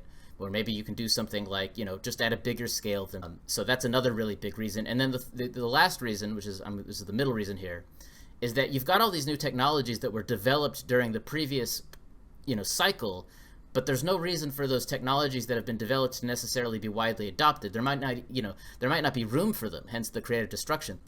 Maybe a bunch of trunking companies need to go out of business before the market is ripe to implement the self-driving cars, right? I mean, but nonetheless, you've got all these technologies that are being developed over the course of like the business cycle, but there's no need to necessarily widely adopt them immediately. But now, at the tail end of a crash, when you're at this like preemptive, you're about to like enter into a new boom period. You've got these capitalists that are entering these new ventures, and when I enter, when I decide to invest in an industry, I'm going to pick up all of the most modern production techniques, all of them. I mean, I'm going to pick up experimental ones that haven't been implemented yet. When speculative investment really starts to get going, all of these new capitalists are going to be investing, obviously, in new technologies, and these new technologies might not have really become popular up until now. So that's really, to me, like the big important part. Like each one of these crises, capitalism resets, and then you get a software update. All of this new technology gets implemented at once. At the tail end of these crashes, at least kind of logically it should, right? And so with all those things combined, you can see sort of like a discrete computational evolution of the capitalist system. It doesn't evolve organically. It evolves in these violent ticks of the computer clock. And I'm going to get more onto that in a little bit. But then I added this number 4. I don't really know what I was thinking here, but what I'm trying to mention here is that, again, the specific character of a crisis is going to be different for any crisis, and there's always going to be new social changes that need to be implemented. Like basically, you've got them, whatever capitalism's managers are at the time, there's going to be a variety of problems that need to be patched up somehow. And so capitalism, aside from these more general changes that I've described, is going to change however it needs to change in order to keep itself alive. That's, I think, kind of generally what you can call the third real reason for a crisis. I don't know why I labeled it 4 here. It's not really a reason for the big changes to be implemented. It's just another. I'll call this like this is like the third function of a crisis. It's just generally a moment in which people are willing to break with past norms and do whatever is necessary to keep the system alive. And that's an important thing to note, because that kind of a thing doesn't really exist for other modes of production. Or at least not, it doesn't exist in this like decennial cycle that capitalism has with these boom bust cycles. So you've got this inflated reserve army, right? So now we're entering the new boom period. The capitalists begin to invest in all these new projects, and this involves hiring new workers at lower wages. And the reserve army will begin to shrink again. And as we said, the shrinking, it's at first going to be pretty rapid, because, centralization has created new opportunities for bigger mobilizations of labor, as we mentioned. But that initial boom of hirings is going to slow down. And when the dust settles and it slows down, what we're going to find is that we are hiring workers at a slower rate than we were during the last boom. And the reason that we're going to be doing that is because, as we said, capitalism has gotten a software update. Capitalism has gotten a software update, the composition of capital has spiked, and so labor demand is permanently smaller than it was in the previous boom period. And that's regardless of whatever department or projects have received the boom's blessing. And so because we're hiring workers at an overall lower rate than before, the reserve army won't fully drain back to its previous size before the next bust. And so, and because of that, the rate of exploitation won't ever get down to what it was at the time of the previous bust. And so we therefore see a rising rate of exploitation over time. So if you're thinking about like what the composition of capital looks like over time, what the rate of exploitation looks like over time, you're starting to hopefully develop some pictures in your head about how these things are likely to develop. It's not just a straight going up or going down. It's peaks and valleys, right? But there's an overall drift. But despite all the peaks and valleys, we're going to see kind of an overall drift in certain directions for these variables. For the rate of exploitation, there's going to be an overall drift up. For the composition of capital, there's going to be an overall drift up, and instead of looking like a bunch of peaks and valleys, it's probably going to look like a bunch of very violent and immediate like jumps. And then finally, let's turn to the rate of profit, that final ratio. So if we remember our evil equation, pi is equal to e over k plus 1, we can see that first of all, in the context of the current boom period we're talking about, we have a spiked composition of capital. We have a spiked E as well, but that's not going to matter as much as the spiked composition of capital. And so because of that, you will get a rise in the rate of profit during the boom period, and then the bust period will have it falling again. But this time it's actually going to fall farther than it did at the eve of the previous bust. And again, the reason for that is that K is now way bigger. And E is bigger too, but it's not nearly as bigger as K is, and furthermore, it's also hiding some stuff in the overall equation for the rate of profit. Again, go back to the rate of profit video if you want to see why the rate of exploitation can't really do much to offset a falling rate of profit despite what this equation tells. And so in this case, we see like a more concrete scenario kind of for the falling rate of profit. In fact, let me draw a picture of the falling rate of profit. So the overall picture looks like this. Here's an x and a y axis. And by an x-axis, I really mean time, and by a y-axis, I'm measuring the rate of profit. So let's say the rate of profit starts like right here. So I started my story at the beginning of a bust. So let's just say that it immediately kind of encounters a fall, and then we enter a new boom period, and that causes the rate of profit to go up again. But it doesn't get quite as high as it was at the previous kind of peak of that. And so then it kind of hits a peak, and then it falls again, and then it goes back up. But it doesn't get quite as high as before, and then it falls again. And then it goes back up, but it doesn't get quite as big as before, and then it falls again. This is what the rate of profit's really going to look like over time. There's an overall downward drift, even though you're seeing ups and downs in it. And the rate of exploitation is going to look almost identical, but going up instead. And the composition of capital will also have an upward drift, but it will probably be more of an exponential, accelerating drift. Right? This is kind of a linear drift, what you're seeing here. The composition of capital, it's kind of hard to draw. I think it's going to look fairly jagged. It's going to look like it's going to look kind of crazy. It's going to kind of look like a step function almost, basically. But that's the idea. I think I'm not a good enough artist to draw a decent kind of rendition of what the composition of capital is going to look like, but this is what the rate of profit is going to look like. It's going to kind of look like this. Also worth noting here is that, with a new wave of investment, you're also going to see a new batch of shiny fixed capital. And so the capitalists investing in these new ventures, they're going to be anticipating a crisis. That's an important psychological thing to consider that the bourgeois economists will never bring up. The bourgeois economists never bring up that the capitalists are anticipating these crises. They're not thinking purely about supply and demand. They're thinking of what's likely to happen in their reality in the future. And they just experienced a crisis in which all their buddies went out of business, and they're one of the only ones left. And in that sense, they have a lot of this fixed capital, and if they don't manage to get the full value out of this new fixed capital, then that large investment is going to ruin them too. And so their objective during this next boom period is not going to be to produce according to supply and demand, but rather it's going to be to get the maximum value out of their productive investments.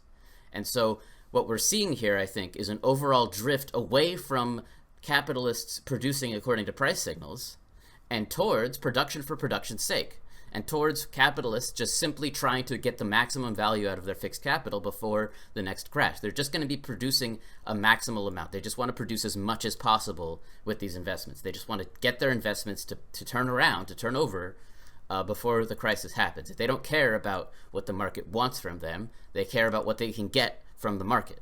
To hell with anybody else. I need to make sure that I survive. That's going to be the capitalist mindset in all of this, and it's going to become more and more their mindset as capitalism progresses and as these crises continue to happen over time. and again, if the capitalists are purely interested in getting the maximum return from their investments before the next crash as quickly as possible, well, what are they going to want to do? They're going to want to go up to the workers and say, you're working overtime shifts. You're going to work harder. You're going to work faster. And moreover, I can force you to work harder and faster because the rate of exploitation is higher. There's unemployment is only going up. And so you're going to have to do what I tell you to. And if you don't, I'm going to implement some new technology that this guy invented in the last boom period, right? So, this kind of prods on the capitalists to behave in the way that we've said they were going to behave, independently of competition, too. Again, the coercive laws of competition, the more I make these videos, I'm increasingly convinced that the coercive laws of competition are not the only enforcement mechanism for capitalisms like dynamism. These processes are prodded on by more than just intercapitalist competition. I think they're equally prodded on by these inductive processes that have been created by the competition over time, and via the class struggle between the capitalists and the workers. I think to purely credit these dynamics to the capitalists competing with each other is to give too much agency to the capitalists and not enough to one, the system as a whole, and two, the workers. I am increasingly convinced that the coercive laws of competition are not everything they're cracked up to be, as like the real propeller for this thing. And so that's sort of the business cycle from like a Marxist standpoint. That's sort of what the boom bust cycle looks like. Obviously, what follows from this is another bust, and then you would repeat the story that I just told from a couple slides ago, and then it kind of continues like that. An overall falling of the rate of profit, an overall rising of the rate of exploitation, an overall acceleration and exponential growth in the composition of capital. And as all of this continues, what happens? The workers' lives get worse and worse and worse. So just to summarize this process that's happening during the story that we're telling about the boom-bust cycle from the workers' perspective, let's turn to Marx again for one of my favorite quotes in the book, and probably what's intentionally sort of like one of the bigger climactic kind of punchlines of the book in general. So he says, within the capitalist system, all methods for raising the social productivity of labor are put into effect at the cost of the individual worker. All means for the development of production undergo a dialectical inversion so that they become means of domination and exploitation of the producers. They mutilate the laborer into a fragment of a man, degrade him to the level of an appendage of the machine, destroy every remnant of charm in his work, and turn it into hated toil. They estrange from him the intellectual potentialities of the labor process in the same proportion as science is incorporated in it as an independent power. They distort the conditions under which he works, subject him during the labor process to a despotism the more hateful for its meanness. They transform his lifetime into working time, and they drag his wife and child beneath the wheels of the juggernaut of capital. But all methods for the production of surplus value are, at the same time, methods of accumulation, and every extension of accumulation becomes again a means for the development of those methods. It follows, therefore, that in proportion as capital accumulates, the lot of the laborer, be his payment high or low, must grow worse. Finally, the law which always holds the relative surplus population or industrial reserve army in equilibrium with the extent and energy of accumulation, rivets the worker to capital more firmly than the wedges of Hephaestus held Prometheus to the rock. It establishes an accumulation of misery corresponding with the accumulation of capital. Accumulation of wealth at one pole is, therefore, at the same time, accumulation of misery, agony of toil slavery, ignorance, brutality, mental degradation at the opposite pole, i.e. on the side of the class that produces its own product in the form of capital. And so with all of this process, what do we see? We see a growing immiseration of the working class. We see a falling rate of profit. We see a more and more fully automated society. We see less and less capitalists. That's also important because the fewer capitalists there are, the more the capitalist class, we start to wonder why they're even there. Why do they exist? And so you can see with all of these processes combined, when we put together this whole Marxist business cycle, you can see the coming death of capitalism. And so to finish this story, we have to observe one final thing that we haven't talked about yet, before we get to, of course, the discussion of why this story that we're telling ourselves hasn't come to pass in our reality yet. The final thing that we have to reserve is what you could maybe call a silver lining. It's not exactly a silver lining. It's a silver lining dipped in toxic waste, but nonetheless, it's to some extent you can call it gentrification, but gentrification is always also, slumification or ghettoification on the other pole, right? Accumulation of wealth at one pole, accumulation of misery at the other. When you have capital centralizing, you're also going to have labor centralizing. Geographically, these things always correspond to geographic shifts. You're going to see, as capital centralizes, the working class is going to be packed tighter and tighter into these urban neighborhoods. And the quality of these accommodations is, of course, going to be a function of the rate of exploitation. So they're going to get worse. But they're going to be bunched tighter and tighter in conditions where they have to associate more and more. Remember what we said about class consciousness and how it arises. So as you pack these workers tighter and tighter and almost quarantine them from the rest of the world, and simultaneously, because of the capital centralization, you're putting them you're having them work together in greater and greater numbers. What's going on? Well, they're waking up and they're sleeping together. They're waking up together. They're making food for each other. They're doing laundry for each other, and then they're all going to work together at the same place. They're going to the same factory because, again, capital is centralizing. Eventually, there's just going to be one big factory. At least if you take this thing to its extreme, right? That's what you start to see. And you start to see a grouping of workers that are increasingly forced to rely on each other and increasingly forced to experience their lives with each other. And not only that, you're seeing a growing immiseration of this class at the same time. You're putting them under a pressure cooker. And more or less, and to the extent that they're trying to do things like unionizing, they're organizing with each other. They're learning how to run their lives without the capitalists. They're learning how to run society without the capitalists because they're being put together and being, organized in these more and more complicated, labor configurations. They're being coordinated in more and more complicated ways. They're learning how to run society without the capitalists. You're creating new forces of production via competition that involve greater and greater numbers of people working together closely. Like, you're creating forces of production that can only be worked in common as you do this stuff. You're creating communal technology, and so over time, as this centralization occurs, you're going to get a rising class consciousness in conjunction with a rising immiseration in conjunction with training in some sense for a political takeover. And so, at that point, you really do see kind of how the death of capitalism kind of translates to a socialist revolution. The workers are finding themselves increasingly having to live communally. They're relying on each other via mutual aid systems for survival. They're forced to organize into unions and councils to defend themselves from their bosses and the landlords, or both. So we're starting to see a rising, revolutionary working class movement that is increasingly going to find themselves pressured existentially pressured to turn this thing upside down. And so let's read this final quote about that. As soon as this process of transformation has sufficiently decomposed the old society from top to bottom, as soon as the laborers are turned into proletarians, their means of labor into capital, as soon as the capitalist mode of production stands on its own feet, then also the further socialization of labor and further transformation of the land and other means of production into socially exploited and therefore common means of production, as well as the further expropriation of the private proprietors, takes a new form. That which is now to be expropriated is no longer the laborer working for himself, but the capitalist exploiting many laborers. This expropriation is accomplished by the action of the immanent laws of capitalist production itself, by the centralization of capital. One capitalist always kills many.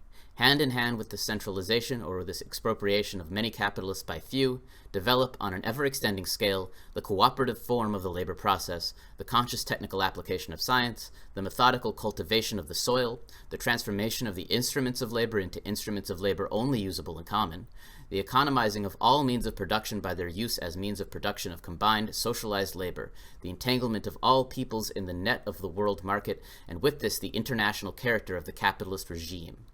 Along with the constantly diminishing number of the magnates of capital who usurp and monopolize all advantages of this process of transformation, grows the mass of misery, oppression, slavery, degradation, exploitation. But with this too grows the revolt of the working class, a class always increasing in numbers and disciplined, united, organized by the very mechanism of the process of capitalist production itself. The monopoly of capital becomes a fetter upon the mode of production, which has sprung up and flourished along with and under it. centralization of the means of production and socialization of labor at last reach a point where they become incompatible with their capitalist integument. This integument is burst asunder. The knell of capitalist private property sounds. The expropriators are expropriated. So this obviously isn't exactly what happened. And so to conclude the video, I want to address, what happened instead and why. And kind of put together what we should be doing with this whole Marxist framework today. So I think there's two questions that we have to ask. We have to ask, one, what's gone differently? And two, how should we treat this argument if not as a prediction? So, I've been giving like long-term predictions, like eventually the working population goes to zero as this number goes up and this other number goes down. These sound like predictions. And so if they're not predictions, which they're not, then how should we treat these arguments? How should we relate to these arguments? These are interrelated questions, and so we'll need to discuss both at once. And there's like three different, I think, avenues of investigation that I want to go down. But the first and foremost one is we need to reapproach the assumptions that we made in order to get those long-term tendencies of the reserve army. We've addressed a few of them already. We were holding exploitation constant at first, and we addressed that. We were holding technological change constant at first, and we addressed that. And we have partially addressed the big one, which is the question of market conditions. So what we were assuming there, remember, is that the capitalist always has basically two conveniences. One is that they can always find anything that they need in the market. Whatever production they want to do, whatever kind of surplus reinvestment they feel like doing, the materials are always there in the market for them to purchase to do that project. So that's one thing. And then the other thing is that they can always sell any of their products. Whatever they decide to make, they're always going to have a customer for once they've made it. So those are two separate considerations.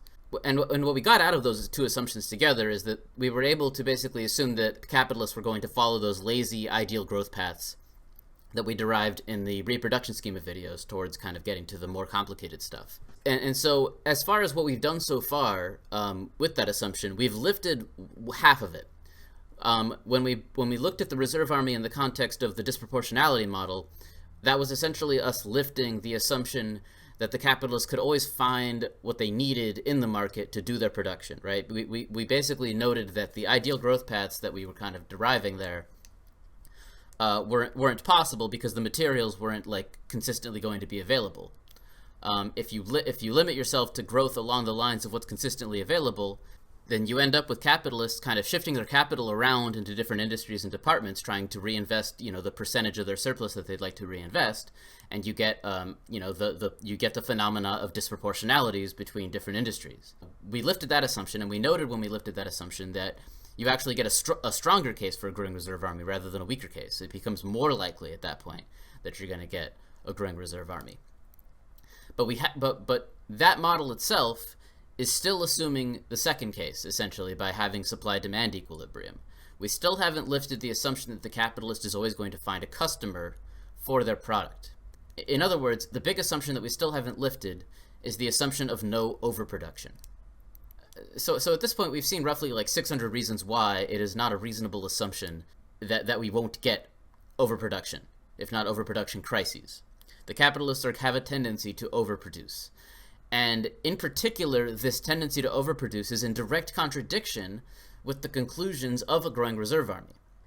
Because if you have a growing immiseration of the working class, if the working class is constantly having their wages reduced, then who's buying your product? Especially if you're overproducing, right? If you're simultaneously overproducing and reducing the purchasing power of the working class, you have a clear, immediate problem there of who's going to buy your product.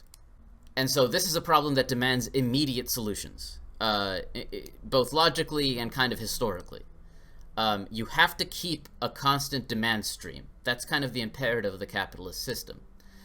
I'm calling it a demand stream. You basically have to think about the question, who is supplying the demand? Or what is supplying the demand? Where is the demand coming from? Basically, what I'm pitching here is that to the extent that there is some kind of constant demand stream somewhere, to the extent that there is a constant supply of demand somewhere external to the system itself, like not the people within the society, but a stream of demand that exists outside of society, some group of people or some project somewhere else that demands a constant supply of things that it can pay for. To the extent that you have that, your capitalist society is going to be free to develop along the lines of the reserve army argument that we just made, and you're going to see an increasing evisceration of the working class. It all hinges on the existence of that external stream of demand. That's really kind of the thing I'm pitching. And so we have to address this question. We have to kind of look historically at this question of where is the demand coming from that is powering this whole system. It can't be from the workers, or at least for the most of capitalist history, it can't be the working class that's actually creating the demand for the products. It's coming from somewhere else, and where it comes from is kind of historically contingent and also dependent on the composition of class power. So let's look into that. So, if the bourgeoisie is in power, which, usually it is, then their preferred answer is what Rosa Luxemburg noted. It's colonialism and imperialism. And maybe even more generally than that, the ideal place for demand to come from, if you're the bourgeoisie in your country, is that it comes from somewhere else that has nothing to do with you, that is completely outside of your country. Certainly the demand should not come from the working class, because you need to exploit the shit out of them. That's the whole point. And so, if there's a constant supply of demand somewhere else in the world, then a capitalist society is going to be free to develop along the lines of the Volume 1 story of the reserve army. And that's pretty much what most of capitalism's history has been. The big dynamo of capitalism, the big thing that powers the rise of capitalism, is the discovery of the New World and the colonization of the New World. That 400-ish years of capitalism's history, created like a more or less constant stream of demand. Of course, there were still crises of overproduction. You would make too much of this and too much of that, and that would create crises. But more or less, that constant colonizing that was going on, and then later the imperialism that was going on, or both, whatever, that was creating like a constant demand stream. That was constantly creating new populations of consumers for the products of these more modern, more developed, like European capitalist powers. And that's why Marx is principally concerned with Volume 1's kind of more supply-side analysis. But when you think about Volume 2 is concerned with circulation. Volume 2 is concerned with things like this kind of rational consumption of the working class, effective demand. If that demand stream that's constant dries up for some reason, then the contradictions of Volume 2 kind of crop up. And so you sort of have, this dialectic almost between the first two volumes of Capital, where Volume 1 is very much concerned with more of a supply-side economics. Volume 2 is much more concerned with like a demand-side economics.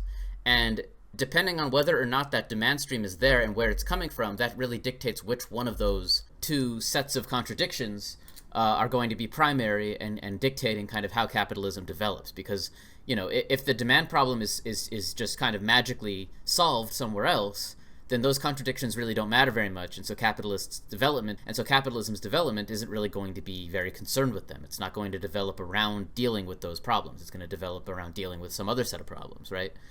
And so to illustrate that, let's kind of continue the story. For the first, and obviously, we're at the point where like the things that I'm saying are going to transition away from being like educational kind of information that I'm kind of trying to present, and they're gonna shift more to me giving you takes. But I'm going to try to deliver kind of a broad enough, more general enough story here that it's more or less valid, even if there's things that I know that I don't know that I should before saying the things that I'm about to say. I'm going to try to give you a little history of like how we got here. And obviously, I'm just some guy. You shouldn't trust everything I say, but this is kind of I'm going to tell you the way I see things currently. My extremely broad history of capitalism, I'm glazing over the first few hundred years of capitalism's history by just saying there's a constant demand stream due to colonialism and imperialism that's eventually going to dry up as the world gets increasingly carved up and incorporated in different kind of currency blocks. You have like the sterling block of the British Empire, you have the franc block of the French Empire. It's always an empire, even if it's calling itself a republic for the third or fourth time. It goes back and forth, but it's an empire. You've got these different capitalist empires that are carving up the world, and eventually they're going to run out of space to expand, and they're going to come into conflict with each other. But before I talk about the consequence of that, I need to mention the second major reason why the story we told, theoretically about Marx's like ideal capitalism didn't come to be, which is the resistance from the workers themselves.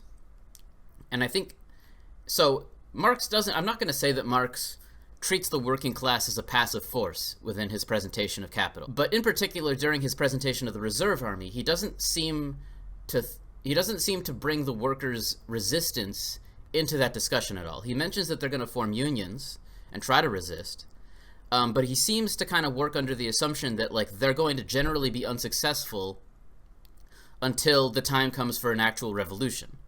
And that's obviously an oversimplification.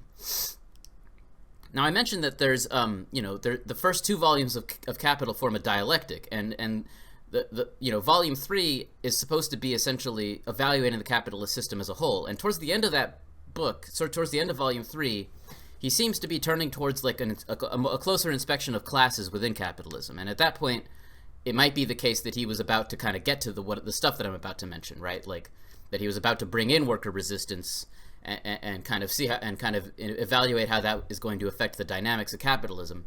But that section of that book cuts off. He died before he finished that part. But I do believe that's kind of what he was getting to. The workers are obviously going to score some wins along the way here, as they form unions, as they resist this tendency of the capitalist system. That's going to affect the development of the system.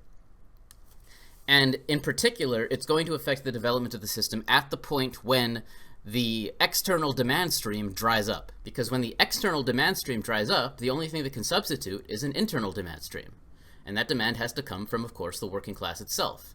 In other words, the working class, if through their class struggle they don't overturn the capitalist system, they're going to end up stabilizing it by shifting capitalism into a more demand-side economics. They're going to stabilize the capitalist system by forcing it to accommodate their demand, their actual demand, their real demand for a decent life. And so I'm probably going to get some pushback on the suggestion that the class struggle can overturn capitalism, but can also serve to stabilize capitalism. But I think it's important to note this, and I think it's got some validity. And the reason that I think it's important to note this is because what we've seen with the disproportionality model, and the claims I'm about to make here are just a little bit hyperbolic, by the way, but nonetheless I think it should be delivered this way, is that anything good that's come out of capitalism up until now, any kind of balanced growth, any kind of progress, in any sense of the word, I think that discussion showed that any progress like that happened in spite of the capitalist system, not because of it. In other words, I think what we've kind of showed implicitly there is that if you hear a capitalist apologist, pointing at something and saying that capitalism gave you that, I just think they're wrong. Everything good that we have now is not produced by capitalism. It's produced by the class struggle that happened within capitalism. It's produced by workers fighting for that stuff. Everything good about capitalism is not because of capitalism. It's because of workers threatening capitalism, threatening the life of capitalism, existentially threatening it. And I want to say this to liberals a lot. When liberals kind of talk about, how, radicalism isn't good. You got to find a middle way or in some shit like that. I just want to blow up in their face. I just want to be like, how do you expect that to get anywhere? I want more than that. I don't want to just get the changes that we've gotten up until now. I want to overturn the system entirely. But like at the same time, I get frustrated with these liberals that just have no model of change whatsoever. That just kind of, that don't realize where the change that's happened has come from. They don't realize that it's not the system that's produced any of the good outcomes, it's the struggle. And they think that any kind of struggle is radicalism, and so it's bad because it's extreme or whatever. But it's the extreme, it's the struggle itself that produces the good outcomes here. So I think it's important to acknowledge this kind of stabilizing effect that class struggle within capitalism can have on capitalism for that reason, even if it's a little uncomfortable to acknowledge. But in any case, let's jump to talking about World War I now, because that really is the moment when it's up to the workers to seize some power to stabilize the system in a big way. So by the time World War I starts in 1914, the world's basically been fully carved up between the European powers and the USA. There's no room left to expand consumer markets. And the demand stream is beginning to dry up because, Again, there's no room to expand. If you can't expand, then you can't keep up this process of maintaining the demand stream. And so at that point, in particular, the youngest and most modern of these powers is Germany. Germany needs additional consumer markets, and so begins the Great War over a consumer market. At this point, the capitalist powers begin to devour each other because there's no more room to expand the demand stream and maintain it without coming into conflict with one another, and that's what we see. And what follows there is a 40-year period of capitalism's history that is more or less apocalyptic. And to some extent, this is where Marx's predictions about a socialist revolution should have taken shape. They didn't, for a variety of reasons that I'm not going to get to. But basically, you have this 40-year period in which capitalism is just in consistent, like almost nonstop crisis. And the reason that it's in nonstop crisis is because it can't manage to reconfigure itself in such a way that it's recreated some demand somewhere. And the reason that it's having trouble here is because there's only one place where the demand can come from at that time, and that is from the workers themselves. The workers themselves have to take some power for themselves in order to be the new demand stream. They have to take some power there. And the reason they have to take some power there is because the capitalists are unable, they are incapable of doing what needs to be done to reconfigure their system in a way that benefits them. They can't be the ones to raise the quality of life of the working class. Not without at least significant threat from the working class. They're not going to be able to do it. Their incentive structures are counter to everything that's involved in that. It's only the workers that can implement this kind of shift from a supply side economics to a Keynesian demand side economics, right?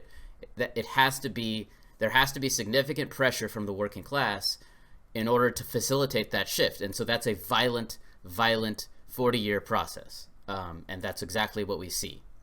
Actually, I just realized I can't do math in my head. It's not a 40-year period. It's actually a 30-year period, or really like a 27-year period. 1914 or 1917 to like 1945 is the period I'm talking about. Now, between the years 1917 and 1945 is just, periodic crises, wars, misery, explosions, and so forth, which eventually emerges from that a new world order in which the workers of Europe and the United States and the First World have taken some political power, taken enough political power to say to themselves, this system has to be for us. The system has to be for our consumption. They don't overturn the system, but they do demand dignity within it, and they get that dignity. And so when the dust settles from this 30-year kind of critical period, what we have is a new world order that is deeply unstable. It's a world order in which the workers have seized significant power. Unions and labor movements and worker parties have in the first world, taken a lot of power for themselves, but they are out of gas. They have ran out of steam. They no longer have the will to fully take control and fully overturn the system and fully implement something that is not capitalism. It's not exclusively their fault. A lot of things went wrong. I guess, the one-word answer of what went wrong here, you could point at a lot of different things. You could point at the atom bomb, you could point at Henry Wallace, you could point at, but I think probably the biggest thing you could point at, and probably the most correct one-word answer to what went wrong, is the United States is what went wrong. However, it's a little unfair to say that because the United States, like I said, the constant demand stream from the New World is what powered this thing from the beginning. So in a sense, the United States has always been central to capitalism. It's always been like the central dynamo of capitalism itself, and that continued to be the case, unfortunately, after World War II. So, I'll leave it at that. What we have at that point is a new demand stream in the form of the working class, who has taken enough power that they can grab the capitalist by the throat and say, this new system has to be for our consumption. This new system has to be for us. And the capitalists oblige that at that point. And so what emerges is a new capitalist system, a new world order that is a very Keynesian kind of demand side order in which the primary contradictions of capitalism have shifted. So what you get from 1945 to 1970 is a new world order and a deeply unstable political configuration in which some power is being shared with the working class. It's still a capitalist world, but the working class has seized some power and some dignity. At least, sorry, I should probably say the first world's working class, the developed world's working class, the West's working class, has seized some political power for itself. The other side of the coin here, of course, is the emerging working class of all of these former colonies of the European powers that just finished blowing themselves up, right? Because, during the Cold War, what you essentially have happening is with the demise of these colonial regimes, the restraints have essentially been lifted, and these emerging national entities are going through historical phases of primitive accumulation. Working classes are being created, and very violent class struggles are breaking out in these, post-colonial states, in a fight that is both, against, the capitalist kind of primitive accumulation in their countries, but also against, the former, the former imperial overlords. And so that's a whole side of the story here that I'm going to kind of and not give the attention that it deserves. What I'm really interested in doing here is just tracking what's happening to the overall demand and where that demand is coming from and how it's shifting. So basically, we're in a system at this point where, so if we focus in on the Western world, what you have in the West is a situation in which, first there's a lot of demand for rebuilding Europe, but then a lot of the demand is coming from the working class and also war efforts, and what's going on is that the workers have enough political power that they can repeatedly demand a rise in their standard of living. They can repeatedly negotiate higher wages. They do it over and over again. They get higher and higher wages, especially in the United States. Eventually, this creates a rate of profit crisis because the rate of exploitation gets too low, and that's neoliberalism. And a lot of this is, and what happens,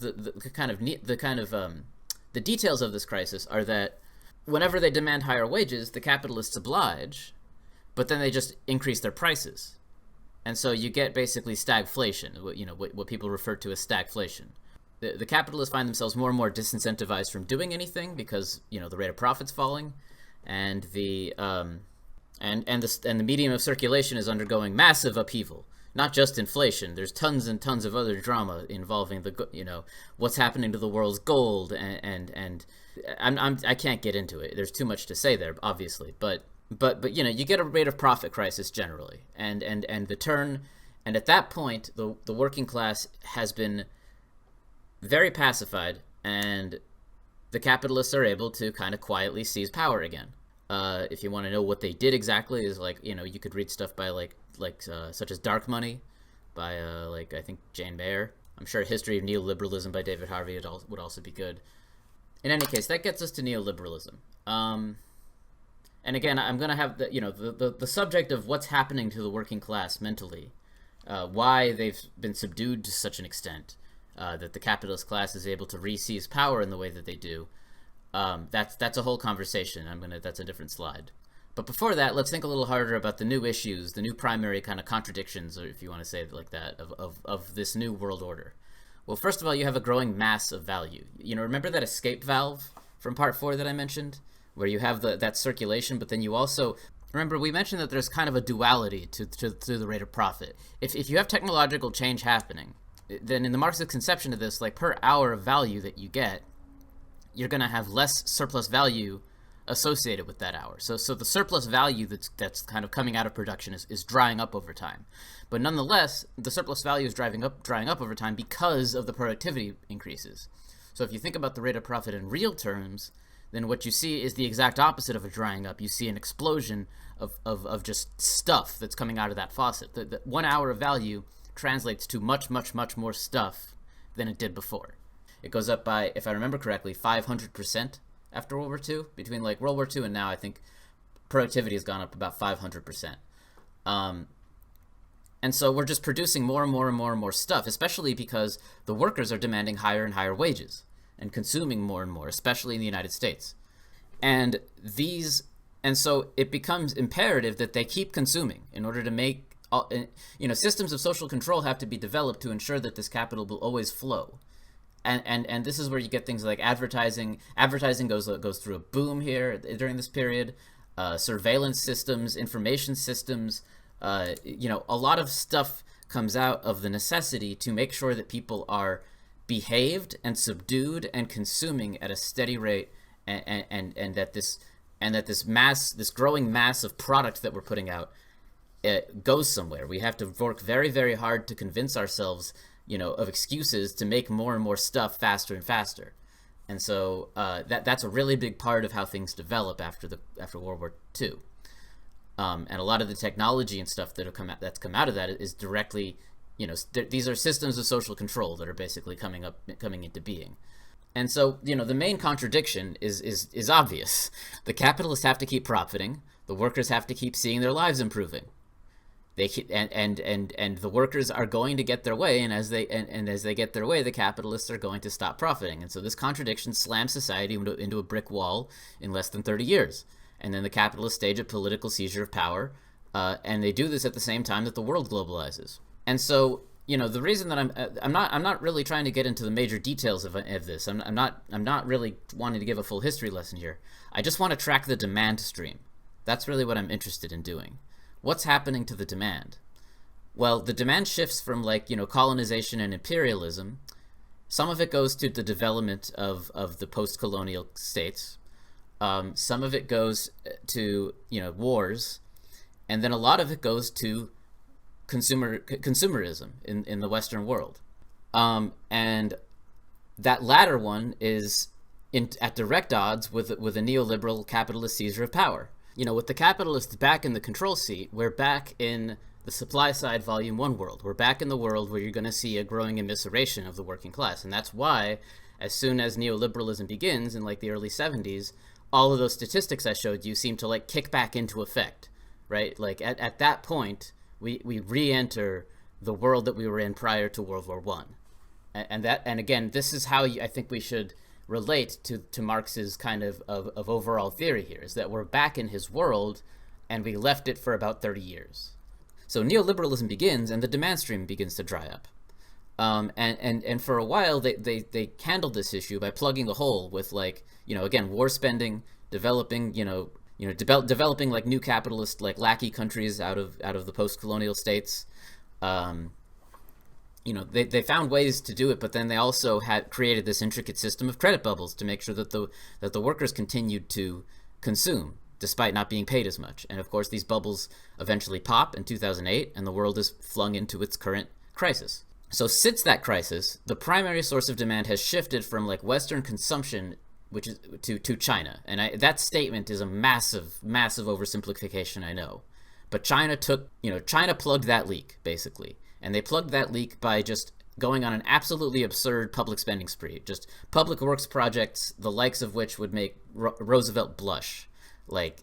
Just insanity. If you look up how much concrete they imported between 2008 and 2020, I can't remember what that number is.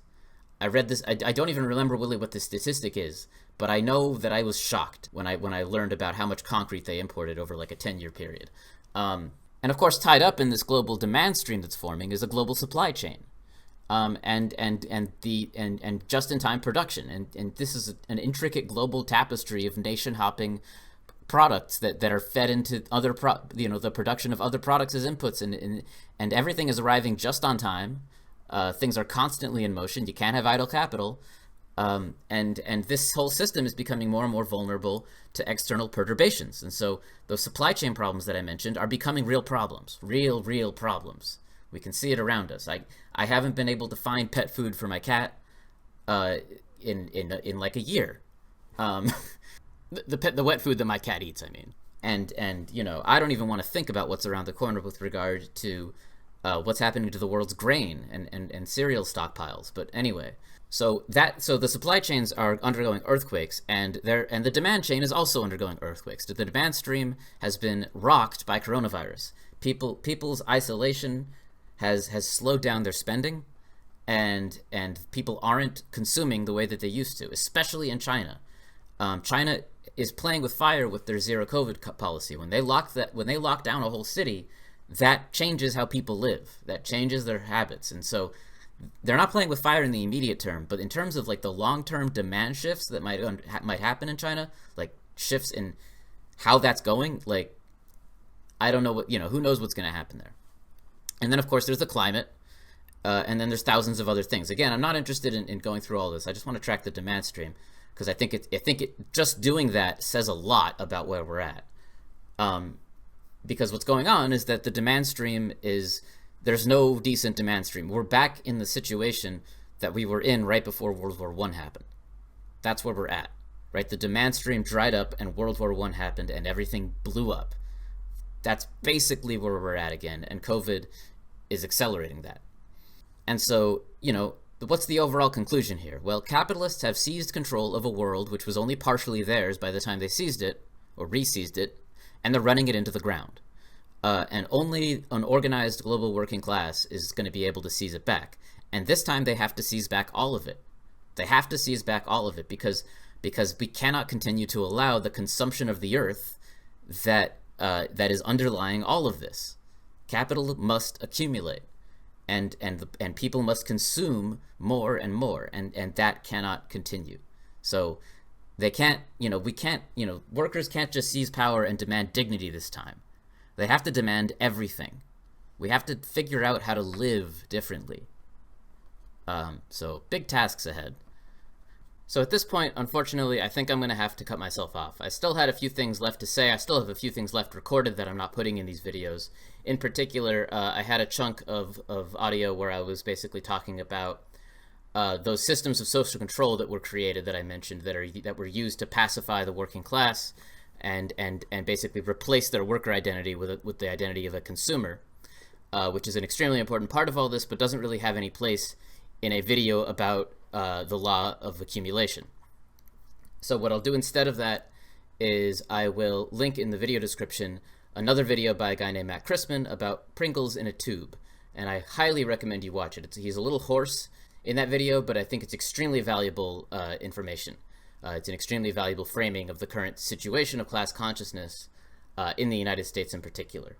The only thing I would add to his takes there is that I do think that the systems of social control, those two systems specifically, suburbanization and mass media, are crumbling as methods of maintaining a pacified and predictably consuming population.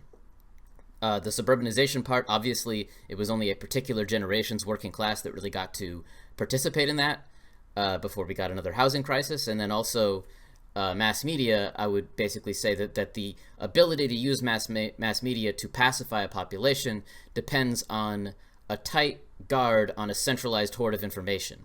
And with the rise of the internet, every information channel is leaking out to an extent where it's really hard to properly control what a society sees and thinks. We're all going off in some very strange directions right now. So those systems of social control, I would just add to his takes, are breaking down in front of us, and that is a good thing because we need to reevaluate what kinds of people we want to be. We're going to have to figure out how to live differently, like I said. So I'm going to sign off here. I got to work on my dissertation. I defend in a couple of weeks. But once I'm done with that, I have one video left to make that shouldn't be very long compared to the ones I've been making on the transformation problem, and that will be the end of this series. I'm also going to be pushing back a couple of topics that I meant to do in this video into that one because, like I said, I need to cut myself off. But despite those couple of extra topics, I really don't think that this should be more than one video. I don't have a whole lot to say about the transformation problem that you can't find elsewhere. I only want to present it as a part of Marxist theory because it is a part of Marxist theory, and it is an important part of how Marx was thinking about it. And when you're done explaining what Marx thinks, you can go the route of thinking about all the controversy and getting lost in all of that, all the ways people are yelling at each other over it, or you can try to figure out what the overall point it is that he's trying to make, and think about what the implications are of that point and in what ways that point is valid. Because if you do that, I think you end up with something quite interesting.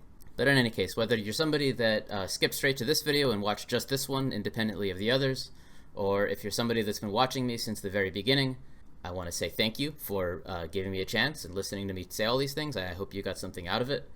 I certainly got a lot out of making these. It forced me to finish a lot of the more difficult math things that I was doing that I hadn't had the patience for before now, and it also forced me to take those mathematical observations and actually process them into something that I could popularly present, and I think that was a really cool exercise for me as an educator, and I think it came out pretty well. I hope that you learned as much as I did while making this. So I'll see you in the next and last one.